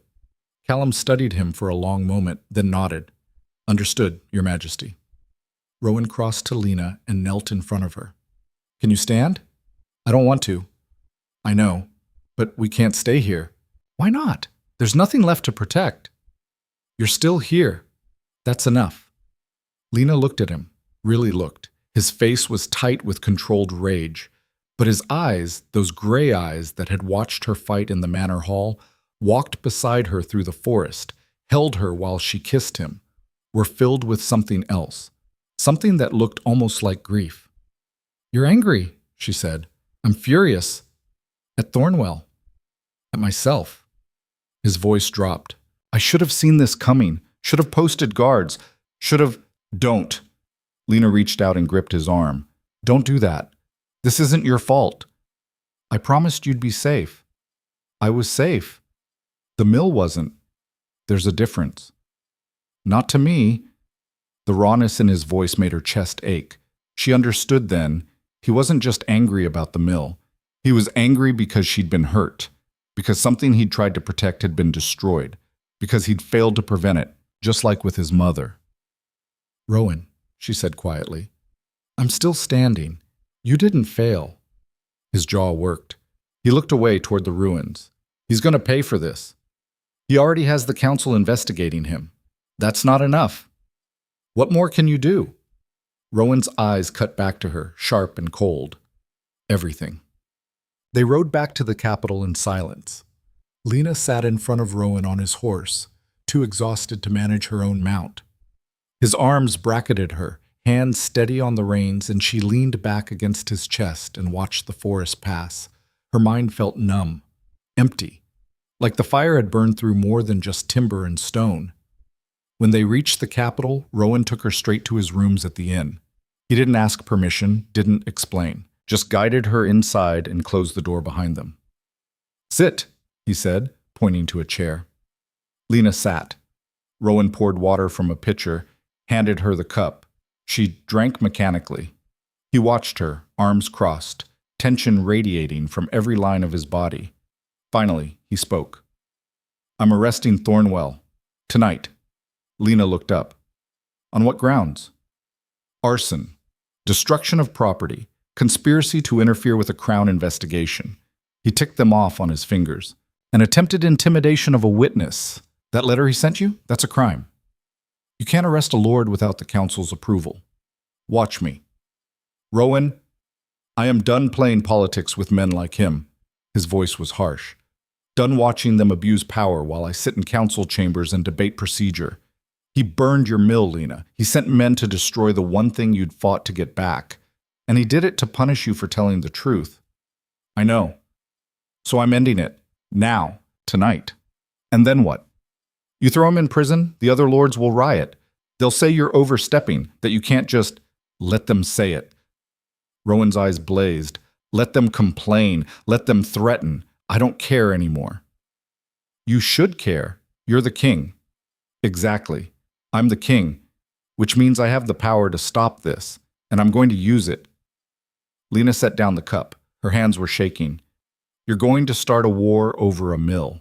I'm going to start a reckoning over justice. He crossed to her, knelt again so they were eye level. This isn't just about your mill anymore. It's about every person Thornwell's hurt, every family he's destroyed, every abuse of power I've turned a blind eye to because fixing it was too complicated or too risky. His hand found hers. I'm done being that kind of king. What kind do you want to be? The kind who actually gives a damn. Lena felt something shift in her chest. Not hope. She wasn't ready for that yet. But something close. Something that felt like possibility. Okay, she said. Okay? Arrest him. Do whatever you need to do. She squeezed his hand. I trust you. Rowan's expression softened, just slightly. You shouldn't. Probably not. But I do anyway. He stood, pulled her to her feet, and for a moment they just stood there, hands linked, the weight of what came next settling between them. Stay here tonight, Rowan said. Don't leave these rooms. I'll post guards outside. Where are you going? To Thornwell's estate, to end this. Let me come with you. No. Rowan. No. His voice was firm. You've been through enough today. You don't need to watch this. I want to see his face when you arrest him. Lena, please. She looked up at him. I need to see it. Need to know it's real. Rowan studied her for a long moment, then sighed. You stay in the carriage. You don't get out. You don't speak. You just watch. Understood? Understood? And if anything goes wrong, I run. I know. He nodded slowly. All right, but we do this my way. Your way, Lena agreed. Thornwell's manor looked different at night, darker, more imposing. Torches burned along the walls, casting flickering shadows across the courtyard. Lena sat in the carriage, hands clenched in her lap, watching through the window as Rowan and a dozen royal guards dismounted. Marcus was with them, his face grim. This is a mistake, Marcus muttered. Noted, Rowan said. Stay with the carriage. Make sure Miss Ashcroft stays inside. And if Thornwell resists, then we'll have a very short conversation about the difference between a lord and a traitor. Marcus looked like he wanted to argue, didn't, just moved to stand beside the carriage door. Rowan strode toward the manor's entrance. The guards at the door stepped forward. The king to see Lord Thornwell, Rowan announced. Not a request. Lord Thornwell is not receiving visitors. He'll receive me, now. The guards exchanged glances. One of them disappeared inside. Lena held her breath. A minute passed. 2.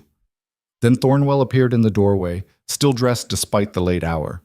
His eyes swept the courtyard, took in the guards, the carriage, settled on Rowan. Your Majesty, his voice was carefully controlled. To what do I owe the honor? You're under arrest. Silence. Thornwell's expression didn't change. On what charge? Arson, destruction of crown-protected property, conspiracy, witness intimidation. Rowan pulled a rolled parchment from his coat. I have statements from your men, signed confessions. They've implicated you directly. My men were acting without my knowledge. They were carrying out your orders, and we both know it. Thornwell's jaw tightened. You can't prove that. I don't need to prove it. I have confessions. I have witnesses. I have a burning mill and a young woman who almost died in the fire your men set. She wasn't even there, because we arrived in time to stop her. Rowan's voice was ice. But the intent was clear. You wanted to destroy the mill, wanted to punish her for testifying, wanted to send a message that defying you has consequences. I sent no such message. You sent men with torches to burn down a building I explicitly placed under crown protection. Rowan stepped closer. That's not a message. That's a declaration of war. Thornwell's face went pale, then red. You're overstepping. The council will never allow. The council doesn't get a vote. I'm the king, and I'm done watching you destroy people because you think your title makes you untouchable. I have rights.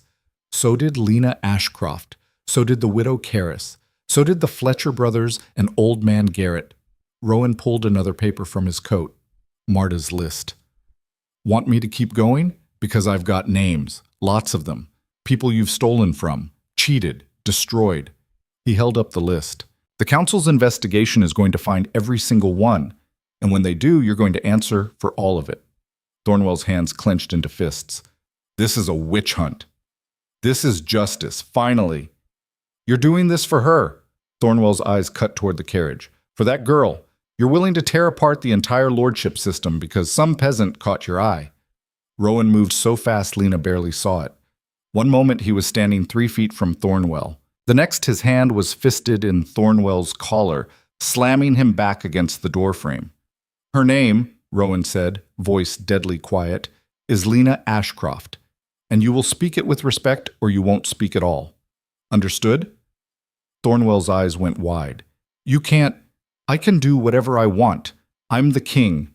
Rowan released him with a shove. Now, you can come quietly, or you can resist and make this much worse for yourself. Your choice. Thornwell straightened his coat with shaking hands. His face was a mask of rage and humiliation. This isn't over. Yes, Rowan said. It is.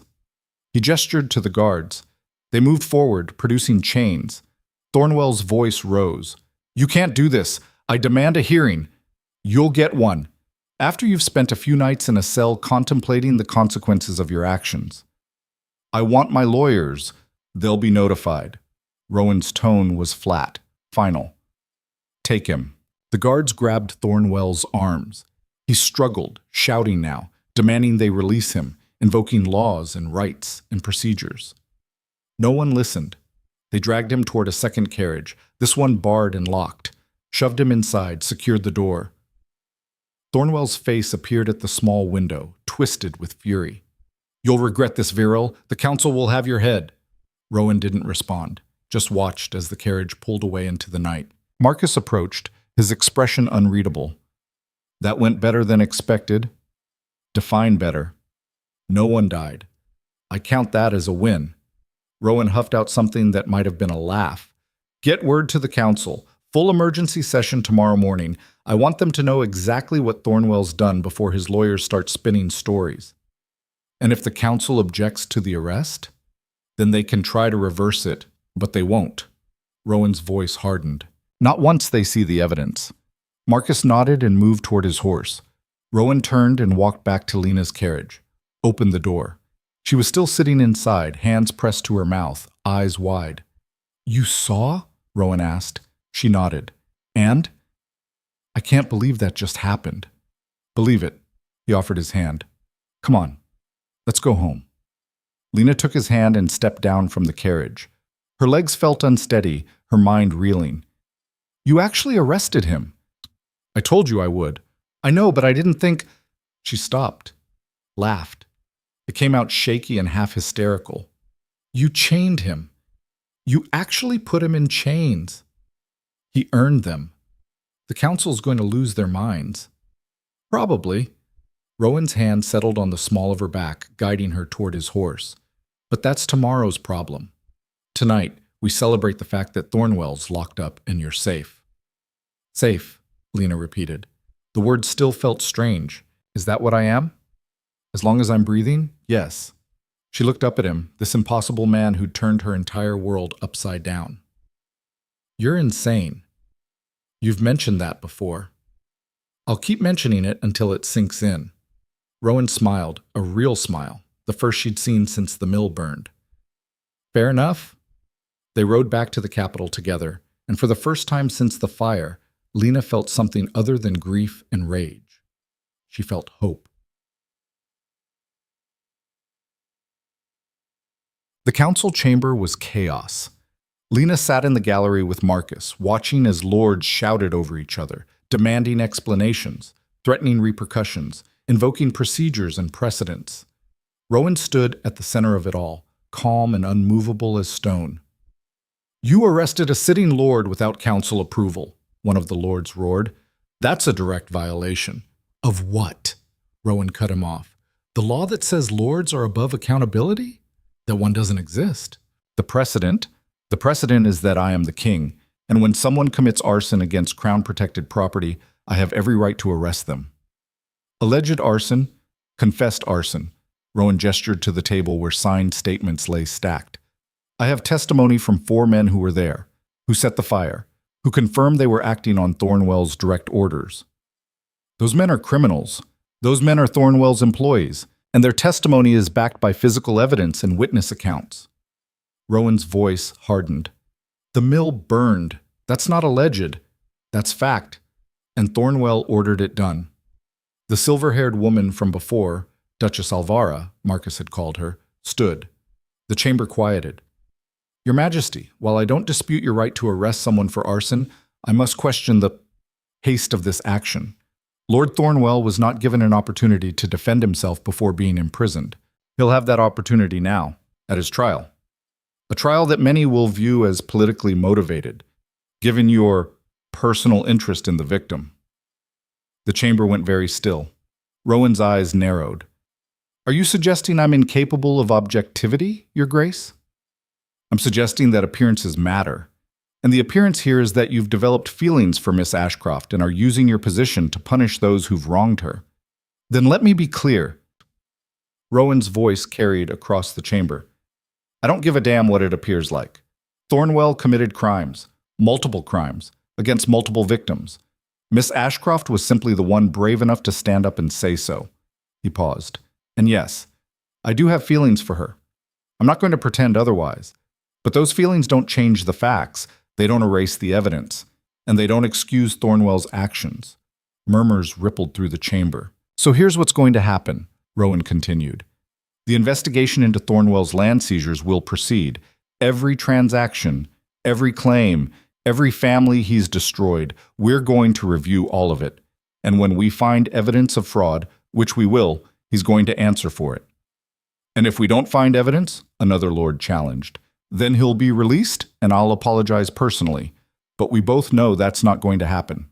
The lord's mouth snapped shut. Duchess Alvara studied Rowan for a long moment. You're willing to stake your reputation on this? I'm willing to stake my crown on it. Silence. Very well. The Duchess sat. Then let the investigation proceed. But I want it done properly. Independent investigators. Full documentation. No room for accusations of bias. Agreed, Rowan said. And Miss Ashcroft will be protected throughout. No reprisals. No threats. She already has crown protection. Make it official. Put it in writing. Make sure every lord in this kingdom understands that touching her means answering to you personally. Rowan's mouth curved slightly. Consider it done. The Duchess nodded. Then we have an accord. The session continued for another hour. Procedural discussions, assignment of investigators, timelines and protocols. Lena barely heard any of it. Her mind was stuck on one thing. Rowan had admitted his feelings for her. In front of the entire High Council, publicly, irrevocably. Marcus leaned over. You all right? I don't know, Lena said honestly. Is he always like this? Like what? Reckless. Impulsive. Willing to burn everything down for what he thinks is right. Marcus considered. When it matters? Yes, that's exactly what he's like. And the council just lets him? They don't have much choice. He's the king, and more importantly, he's usually right. Marcus paused. Though this time, he's also in love, which makes things complicated. Lena's breath caught. He didn't say that. He didn't have to. I've known him since we were boys. I know what love looks like on him. Marcus's expression softened. And I know what it looks like on you, too. I'm not... You walked into a council chamber and testified against a powerful lord. You rode through the night to find him when you were threatened. You kissed him the night before facing down your enemies. Marcus smiled faintly. That's not gratitude, Miss Ashcroft. That's love. Lena opened her mouth, closed it, couldn't find words. Marcus patted her shoulder. Welcome to the madness. They found Rowan in his rooms that night, poring over documents at his desk. He looked up when they entered. Marcus, Lena. He set down his pen. I thought you'd gone to bed. Couldn't sleep, Lena said. Too much. Everything. I know the feeling. He gestured to the chairs. Sit, please. They sat. Marcus pulled a bottle from his coat and set it on the desk. From the Duchess. She said, if you're going to start a political firestorm, you should at least have good wine while you watch it burn. Rowan huffed out a laugh and opened the bottle, poured 3 glasses, handed them out. To burning things down, Marcus said, raising his glass. To rebuilding them better, Lena added. To not dying in the process, Rowan finished. They drank. The wine was excellent, smooth and rich, and probably worth more than Lena had earned in her entire life. The investigation starts tomorrow, Rowan said. I've assigned 3 independent auditors to review Thornwell's records. They'll report directly to the council. How long will it take? Lena asked. Weeks, maybe months. There's a lot to go through. And in the meantime? In the meantime, Thornwell sits in a cell, and you, Rowan looked at her directly, get to decide what comes next. What do you mean? The mill's gone. The land is still yours, but rebuilding will take time and money. Significant money. He paused. I can help with that. Fund the reconstruction. Make sure you have everything you need, but I need to know, is that what you want, or do you want something else? Lena blinked. Something else like what? Like a life that doesn't involve grinding grain in the middle of nowhere. Like opportunities you've never had because you've been too busy surviving. Rowan leaned forward. You're smart, Lena. Braver than most people I know. You could do anything, be anything. You don't have to go back to the mill just because it's what your father wanted. It's not just about what he wanted, it's about… She stopped, tried to find the words. It's home. Or it was. I don't know anymore. Then figure it out. Take your time. There's no rush. What if I want to rebuild? Then I'll make sure it happens. And if I don't? Then we'll figure out something else. His eyes held hers. Whatever you decide, I'll support it. But the choice is yours.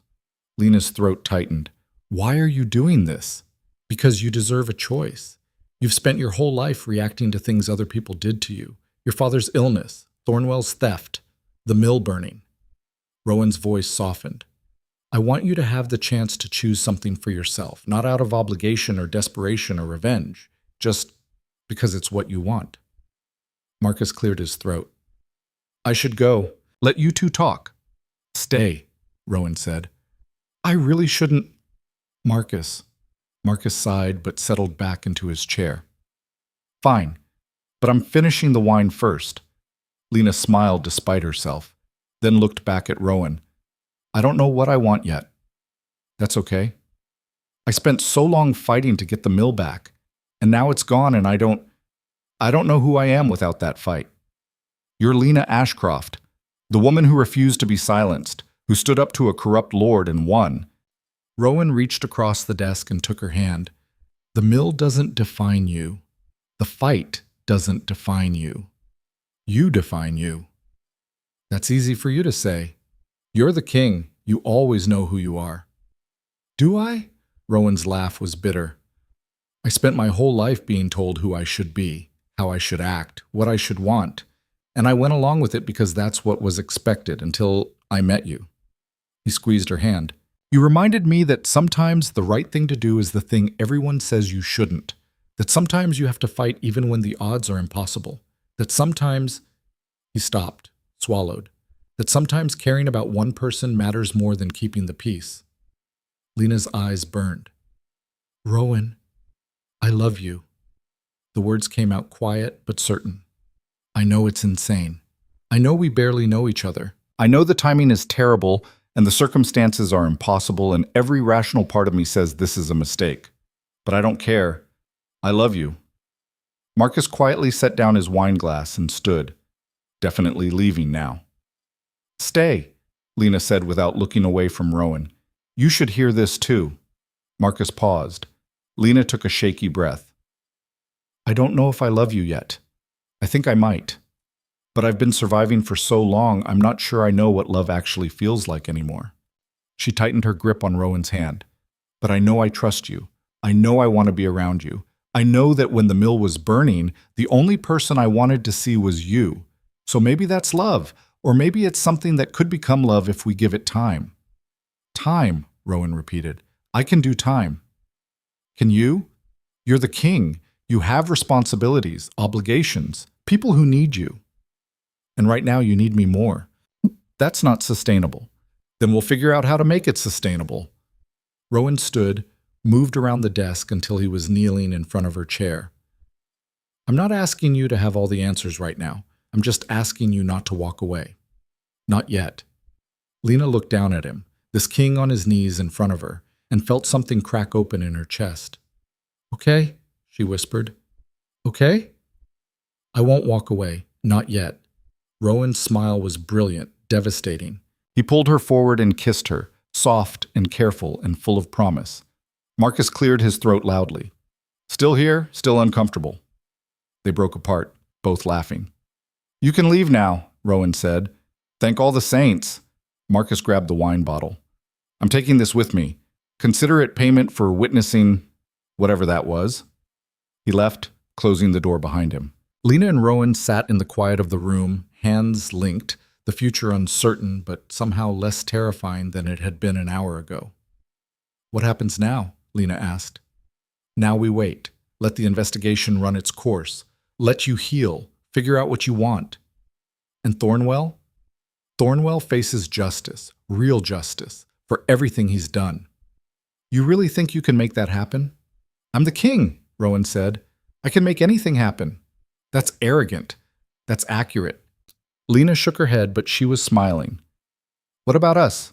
What happens with us? Whatever we want, however long it takes. No pressure, no expectations. He brought her hand to his lips, kissed her knuckles. Just two people figuring out if insanity can turn into something real. And if it can't, then at least we'll have tried. Lena leaned forward and rested her forehead against his. That's the most romantic thing I've ever heard. Really? No, but it's honest. And that matters more. Rowan laughed, a real full laugh that made his whole face change. I think we're going to be all right. Yeah, Lena said. I think we might be. What? 3 weeks later, the council released their findings. Lena stood in the gallery again, this time with Rowan beside her. Duchess Alvara read the report aloud. 12 pages of documented fraud, illegal seizures, falsified records, and witness testimony.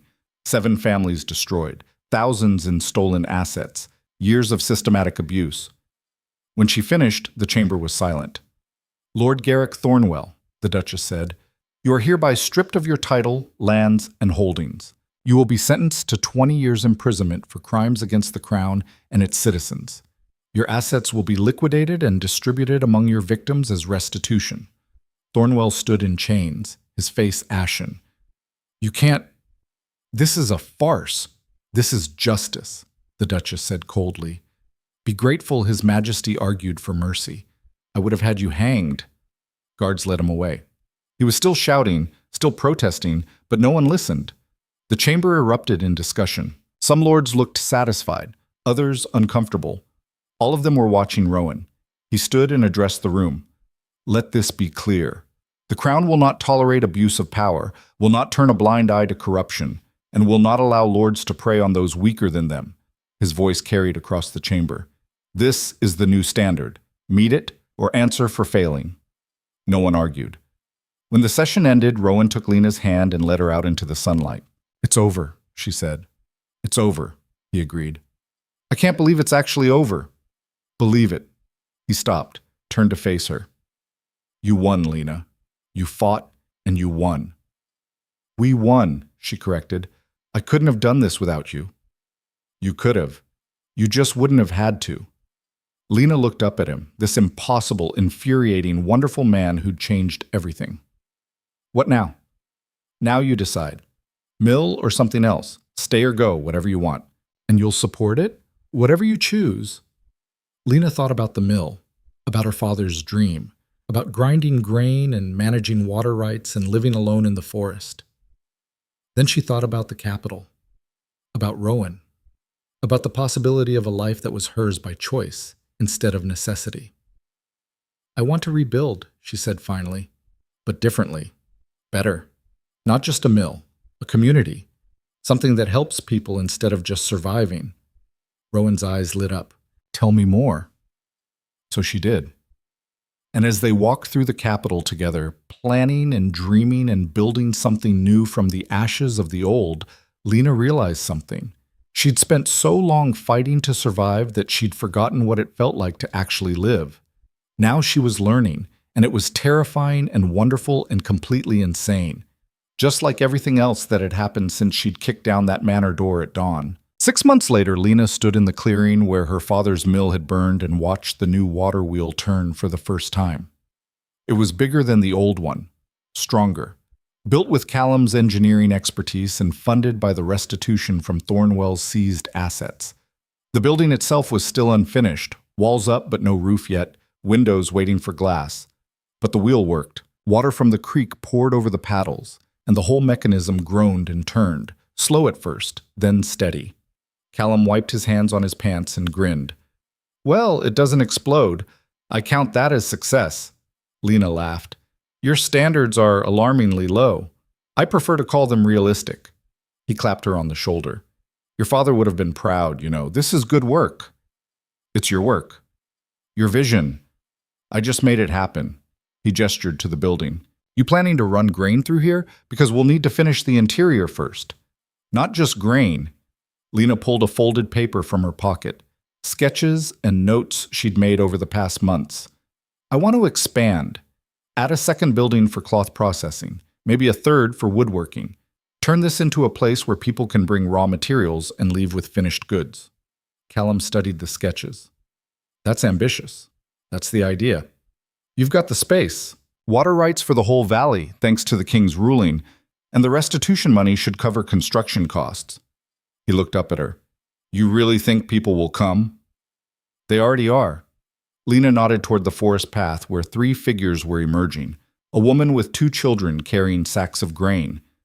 "That's Widow Karras's daughter. Her mother didn't live to see justice done, but she's rebuilding now.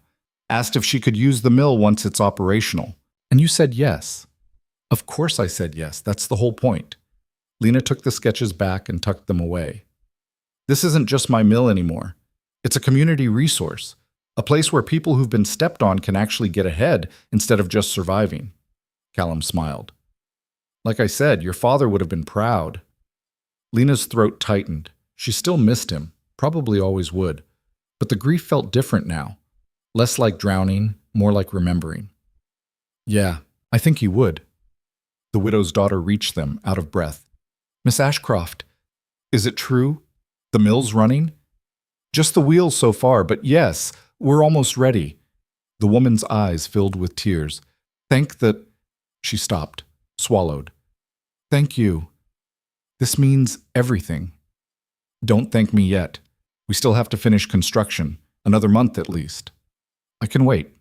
We've waited this long." She set down the grain sacks. "Is there anything I can do to help?" "Can you sew?" "Better than I can farm." "Good. Because once the cloth processing building is up, we're going to need people who know what they're doing." Lena gestured to the clearing. "If you're interested." The woman stared at her. "You're offering me work?" "I'm offering you a partnership. You provide the skill, I provide the facility. We split the profits." I don't know what to say." "Say yes." "Yes. Absolutely yes." Lena smiled. "Good. Come back next month. We'll have the details worked out by then." The woman nodded, grabbed her children, and hurried back down the path, moving faster than when she'd arrived, hope straightening her spine. Callum watched her go. "You're building an empire out here." "I'm building a life. There's a difference." "Is there?" "Because from where I'm standing, you're creating jobs, redistributing wealth, challenging the whole feudal structure. That sounds like empire building to me. That sounds like fixing a broken system." "Same thing, sometimes." He picked up his tools. "I'll be back tomorrow to work on the roof supports. You good here?" "I'm good." He left, and Lena stood alone in the clearing, listening to the water wheel turn. The sound was hypnotic, constant, like a heartbeat, like proof that something could be destroyed and rebuilt stronger. Footsteps on the path made her turn. She knew those footsteps, had learned to recognize them over the past months. Steady, purposeful, unhurried. Rowan emerged from the trees, dressed simply, no crown or formal regalia. Just a man in travel clothes with dirt on his boots and a slight smile on his face. "You're early," Lena said. "Council session ended sooner than expected. Figured I'd surprise you." "Consider me surprised." He crossed to her, and she met him halfway. They developed a rhythm over the months, visits when his schedule allowed, letters when it didn't, stolen moments between his obligations and her reconstruction work. It wasn't perfect, but it was theirs. He kissed her, soft and familiar, then pulled back to look at the mill. "It's coming together. Slowly. Good things usually do." His arm settled around her waist. "How's the budget holding up?" "Better than expected. Thornwell had a lot of assets to liquidate." She leaned into him. "The other families are getting their restitution too. It's not enough to undo the damage, but it's a start. That's all we can ask for sometimes. A start." They stood there, watching the wheel turn, and Lena felt the weight of the past 6 months settle over her. The council hearings, the endless testimony, the public scrutiny as people tried to decide if she was a victim or an opportunist. The threats, fewer now, but still present, from lords who thought Rowan had overstepped. And through it all, Rowan had been there. Not hovering, not controlling, just present. A steady force when everything else felt chaotic. "I got a letter from the Duchess," Lena said. "Alvara? What did she want?" "To invite me to the capital. Said she wants to discuss opportunities for women of exceptional character." Lena made a face. "I think that's noble speak for job offer." "Probably. She's been pushing for more women in administrative positions. You'd be a good fit. I'm a mill owner." "You're a community organizer who took down a corrupt lord. That's political experience. That's survival. That's leadership." Rowan turned to face her. "You should consider it." "I am considering it, by which I mean I'm planning to politely decline." "Why?" "Because I'm building something here, something that matters. I can't do that from the capital." "You could do both. Spend part of the year here, part there. And when would I see you? You're already splitting time between the capital and regional tours. If I'm traveling too, we'd never—" She stopped, sighed. "This is the part where it gets complicated, isn't it? This is the part where we figure out how to make it work anyway." Rowan cupped her face in his hands. "I love you. That hasn't changed, won't change. But I also know you need more than just me. You need purpose, community, work that matters. I have that here. I know. And I'm not asking you to give it up. I'm just saying, don't limit yourself because you think you have to choose between this life and other opportunities. You can have both." "Can I?" "Because it feels like every choice pulls me further from something else I care about." "Then we get creative. Build a life that doesn't fit the usual patterns." His thumb traced her cheekbone. "I'm the king. You're the woman who refused to be silenced. Between the two of us, we can probably figure something out." Lena closed her eyes and leaned into his touch. "When did you get so optimistic?" "Around the time you kicked down Thornwell's door and changed everything." She smiled despite herself. "That feels like a lifetime ago." "It was 6 months ago." "Like I said, lifetime." They stood there in the clearing, the wheel turning behind them, and Lena let herself imagine it. A life split between the mill and the capital, between building community and shaping policy, between the forest and the crown. It sounded exhausting. It also sounded possible. "I'll think about it," she said finally. "That's all I ask. And if I decide to stay here, just focus on the mill and the community, then I'll visit more often, and we'll make it work anyway." "You're very sure about that?" "I'm very sure about you. The rest is just logistics." Lena laughed and pulled him closer. "I think that's the most romantic thing you've ever said." "Really?" "No, but it's practical, and that matters more." Rowan grinned. "I think we're going to be all right. You keep saying that." "Because I keep believing it." The grand reopening happened on a cold morning in early autumn. Lena had wanted something simple, just open the doors and start working. But the community had other ideas. By the time she arrived at the mill, the clearing was full of people. Families who'd been helped by Thornwell's restitution, workers who'd helped with construction, merchants from the village who'd agreed to partner with the new cooperative system Lena was building. And at the back of the crowd, trying and failing to be inconspicuous, stood Rowan with Marcus and a small contingent of guards. Lena caught his eye. He shrugged as if to say, I tried to tell them to stay home. She didn't believe him for a second. Callum appeared beside her, holding a ceremonial ribbon someone had strung across the mill's entrance. You ready for this? No? Good, me neither. He handed her a pair of shears. Speech first or cutting first? Do I have to make a speech? They're expecting one. Of course they are. Lena looked out at the crowd, all these people who'd shown up, who'd believed in what she was building. Her stomach twisted with nerves. What do I even say? The truth usually works. The truth is, I'm terrified this won't work and we'll all end up back where we started. Then don't say that part. Say the other truth. Which one? The one about refusing to back down. About building something better. About proving that people matter more than profit. Callum nudged her forward. You've been saying it for months. Just say it louder. Lena took a breath and stepped up to the ribbon. The crowd quieted. She looked at their faces, weathered by work, marked by hardship, but here, present, hoping. I'm not good at speeches, she started. A few people laughed. But I'll try. This mill, she gestured to the building behind her, was stolen from me 6 months ago, burned down by people who thought they could silence me, make me disappear. The crowd shifted. A few people nodded. They were wrong. Not because I'm special or brave or anything like that, but because I got lucky. I had people who listened, who helped, who refused to let injustice stand just because it was convenient. Her eyes found Rowan. And because of that help, I'm standing here now, with a mill that's better than the one I lost, with a community that's stronger, with a chance to build something that actually matters. She paused, gathering her thoughts. This isn't just my mill anymore. It's ours. All of us. Because the only way to fight systems that crush people is to build new systems that lift them up instead. So that's what we're doing here. Creating a place where work is valued, where people get fair wages and fair treatment, where your labor actually benefits you instead of just making some lord richer. A murmur of agreement rippled through the crowd. It won't be perfect, Lena continued. We'll make mistakes. We'll struggle. We'll probably fight about how to run things. But we'll do it together. As partners. As equals. As people who refuse to accept that suffering is just the way things have to be. She held up the shears.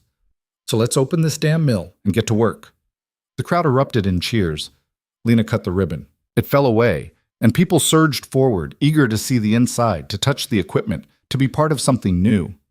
Callum caught her arm as she was swept along. Not bad for someone who's not good at speeches. I blacked out halfway through, and did I say anything stupid? Nope, just revolutionary. He grinned. Welcome to leadership, Miss Ashcroft. I hate it already. You'll get used to it. The crowd filtered through the mill, marveling at the machinery, asking questions about operations and schedules. Lena answered what she could and deflected the rest to Callum, who'd agreed to serve as head engineer. Eventually, the crowd thinned as people drifted back toward the village. Lena found herself alone in the main room, running her hand along the grindstone her father had once operated. You did good today. She turned.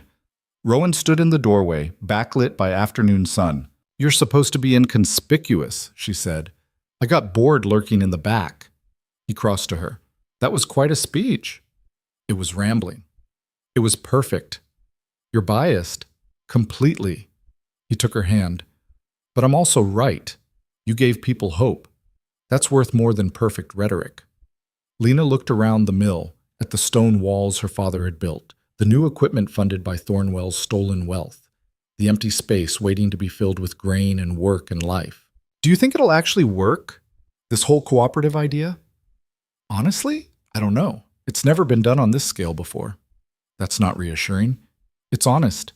Rowan squeezed her hand. But I know you. If anyone can make it work, it's you. What if I fail? Then you'll fail trying something worthwhile. That's better than most people manage. Lena leaned against him, suddenly exhausted.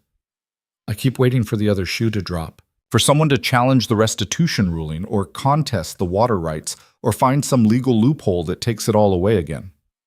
They won't. You can't know that. I can make it extremely difficult for them to try. His arms came around her. I've put protections in place, Crown guarantees on the land rights, legal precedent citing the council's ruling. Anyone who wants to challenge this will have to go through me first. Yes, and if they do, then they'll learn very quickly why challenging a king is a bad idea. Despite everything, Lena smiled. You're very sure of yourself. I'm very sure I'm not letting anyone take this from you again. There's a difference. They stood there in the quiet mill, and Lena let herself feel it. The exhaustion, yes, but also the satisfaction. The bone-deep knowledge that she'd fought for something and won. That she'd taken the worst thing that had ever happened to her and turned it into something better. I love you, she said quietly. Rowan went very still. What? I love you. I know I said I wasn't sure, that I needed time, but I'm sure now. She pulled back to look at him. You walked miles through the forest for me, arrested a lord, started a political firestorm, and you did all of it without asking for anything in return. So yes, I love you. Rowan's smile was brilliant. Took you long enough. I'm slow. You knew this about me. I did. I just didn't know if you'd ever actually say it. Well, now I have. Don't make me regret it. Wouldn't dream of it. He kissed her, soft and deep, and full of promises neither of them knew if they could keep, but were going to try anyway. When they broke apart, Lena said, What happens now? With us, I mean. Whatever we want. However long it takes. That's not a plan. It's the best I've got. Rowan brushed a strand of hair from her face. I know this is complicated. I know my responsibilities pull me away more than either of us would like. I know people are going to talk and speculate and probably make your life harder than it needs to be. But I also know I don't want to be anywhere you're not. So we figure it out, together. One day at a time. One day at a time, Lena repeated. I can do that. Good, because I'm not going anywhere. Even when the council summons you back to the capital, even then, I'll just bring you with me. I have a mill to run. Bring the mill too. Lena laughed. That's not how mills work. Then we'll build you one in the capital, or we'll split our time, or we'll figure out some third option no one's thought of yet. He pulled her closer. The point is, I'm not choosing between being king and being with you. I'm doing both. And if that makes people uncomfortable, they'll get over it. And if they don't, then they'll learn to live with it, because I'm done pretending I have to sacrifice everything for the crown. The crown can damn well make room for the life I want. Lena stared at him. That's either very brave or very stupid. Probably both, Rowan grinned. But you love me anyway. Unfortunately. Fortunately. Agree to disagree. They left the mill together as the sun began to set, painting the clearing in shades of gold and amber. And as they walked back toward the village, hand in hand, Lena realized something. For the first time in her life, she wasn't fighting to survive. She was living. Actually, genuinely living. And it was terrifying and wonderful and absolutely nothing like she'd imagined when she'd kicked down Thornwell's door that cold dawn morning. It was better. 3 years later, the valley was unrecognizable. The mill had expanded to 4 buildings: grain processing, clothwork, woodworking, and a new structure dedicated to metalwork. Over 200 people worked there now, all under the cooperative system Lena had developed. Profits were shared, decisions were voted on. No one person held all the power. It was messy and chaotic and required constant negotiation. It also worked. The village had grown too. New houses, a proper school, a medical clinic funded partly by the cooperative and partly by Crown investment. People who'd been scattered after Thornwell's abuses had returned, bringing families and skills and hope. And at the center of it all stood Lena, not as a boss or a lord or some distant authority, just as Lena, the woman who'd refused to back down, who'd built something new from ashes, who worked alongside everyone else and got her hands dirty and made mistakes and fixed them. She was in the cloth building when the messenger arrived, checking quality on a new batch of dyed fabric. The messenger was young, nervous, wearing royal colors. Miss Ashcroft? Lena looked up. That's me. Message from His Majesty. He handed her a sealed letter. He said it was urgent. Lena's stomach tightened. Urgent was never good. She broke the seal and read quickly. Her hand started shaking halfway through. Miss Ashcroft, are you all right? She swallowed hard. I need to go. Can you tell Callum I'll be back tomorrow? Of course. She ran. Out of the building, across the clearing, down the path toward the village where Rowan was supposedly waiting. Her mind raced, trying to process what the letter had said, trying to understand what it meant. She found him at the inn, pacing in the common room. He looked up when she burst through the door. Lena, is it true? She demanded. What you wrote, is it actually true? Which part? The part where you told the council you're abdicating. Rowan's expression was carefully neutral. Not abdicating, restructuring. That's semantics. It's accurate. He gestured to a table in the corner. Sit. Let me explain. Lena sat before her legs gave out. Explain how you're giving up the throne. I'm not giving it up. I'm sharing it. Rowan sat across from her. The council has agreed to transition to a parliamentary system. I remain king, but with significantly reduced powers. Major decisions go through an elected assembly instead of being decided by me alone. Why? Because absolute monarchy is a terrible system that allows people like Thornwell to thrive. Because power concentrated in one person, even a well-meaning person, is dangerous. Because he reached across the table and took her hand. Because I can't keep being the kind of king I want to be, and also build the kind of life I want with you. Something had to change. Lena's mind reeled. The council actually agreed to this? After 2 years of negotiation, yes. Duchess Alvara championed it. Enough lords saw the benefit of having more direct control over policy, and the people, he smiled slightly, the people have been asking for representation since you proved it was possible to challenge the system and win. So you're starting a revolution. I'm finishing one. You started it when you refused to leave that manor hall. I was fighting for a mill. You were fighting for justice. The mill was just the catalyst. Rowan's thumb traced circles on her hand. Everything that's happened since, the reforms, the redistribution of seized assets, the new labor laws, the push for parliamentary representation, it all traces back to that morning when you refused to be silenced. Lena's throat was tight. I didn't mean to start anything that big. The best revolutions never do. They start with one person who decides enough is enough. And then other people see that and decide the same thing. And then suddenly the whole system is shaking. He paused. You shook it, Lena. I'm just helping it fall into a better shape. And what does this mean for you? For us? It means I'll have more time, more freedom to choose where I spend my energy. I'll still be king, still have responsibilities and obligations, but I won't be drowning in them. His eyes held hers. It means I can actually build a life with you instead of just stealing moments between council sessions. Lena's vision blurred. You're restructuring an entire government because you want more time with me? I'm restructuring an entire government because it's the right thing to do. The fact that it also lets me spend more time with you is just a very convenient benefit. Rowan, marry me. Lena's breath stopped. What? Marry me. He said it calmly, like he was suggesting they go for a walk. I know it's complicated. I know there will be political ramifications and social pressure and people who think you're not suitable because you didn't grow up in court, but I don't care. I want to marry you, build a life with you, figure out how to balance crowns and mills and everything in between. That's insane. So is most of what we've done together. Doesn't make it wrong. Lena stared at him. This impossible man who'd walked into her life and turned everything upside down. I don't know how to be a queen. Good. Because I don't want a queen. I want a partner. Someone who calls me out when I'm being stupid.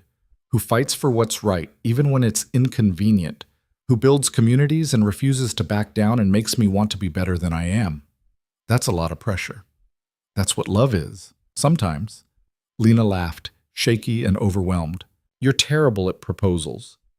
I'm terrible at a lot of things. You love me anyway. Unfortunately. Fortunately. She looked at him. Really looked. At the king who'd given up absolute power because it was right.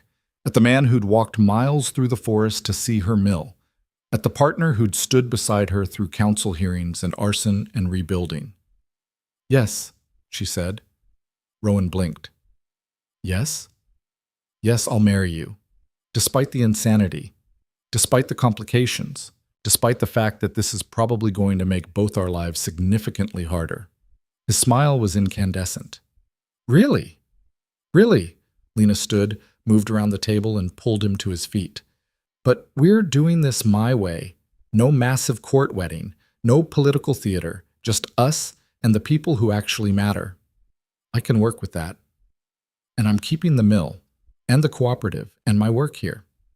Wouldn't ask you to give it up. And you have to promise, actually promise, that you won't try to protect me from every hard thing. I don't need protecting, I need partnership. Done. Rowan cupped her face in his hands. Anything else? Yeah, kiss me before I change my mind. He did, and in that moment, in a village inn in the middle of nowhere, two people who shouldn't have fit together decided to build something new anyway. The wedding happened in the mill clearing 6 months later. Small, like Lena had insisted. Just close friends, the mill workers, a few lords who'd supported the reforms. Duchess Alvara officiated, wearing a dress that probably cost more than the entire mill, but smiling like she wouldn't rather be anywhere else. Lena wore simple linen, cream-colored, well-made, but practical. No crown, no jewels, just a wreath of autumn leaves in her hair and Rowan's hand in hers. When Alvara asked if they were ready to make their vows, Rowan spoke first.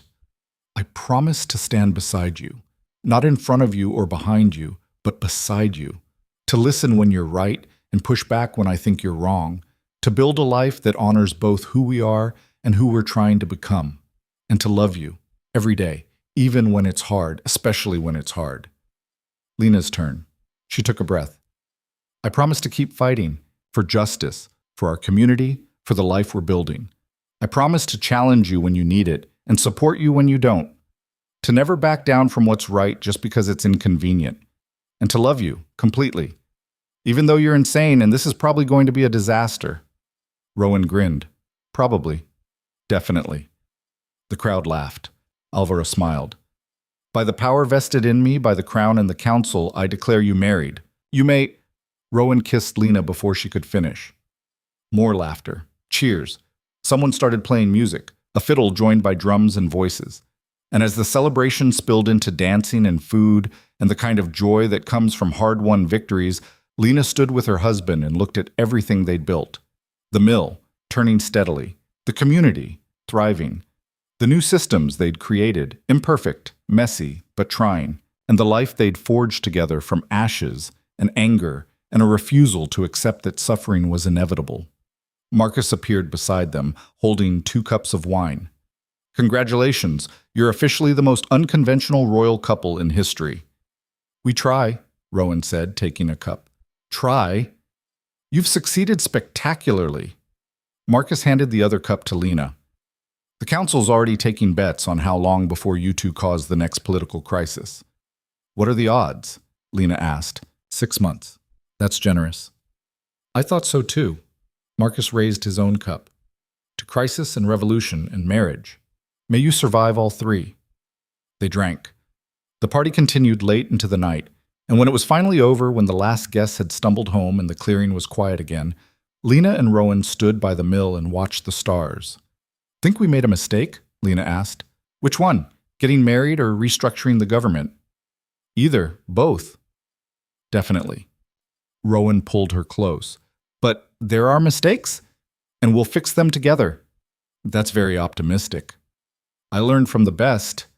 Lena leaned into him, content and exhausted and more alive than she'd ever felt. What happens now? Now we live. Whatever that looks like. However it unfolds. One day at a time. One day at a time, Rowan agreed. And as the water wheel turned behind them, steady, constant, proof that broken things could be rebuilt stronger, Lena realized something. She'd stopped fighting to survive somewhere along the way. Now she was fighting to build, and that made all the difference. The stars wheeled overhead, the creek rushed past, and 2 people who'd found each other in the wreckage of injustice stood together in the clearing and planned their next impossible thing. Because they'd learned that impossible just meant no one had done it yet, and they were very good at being first,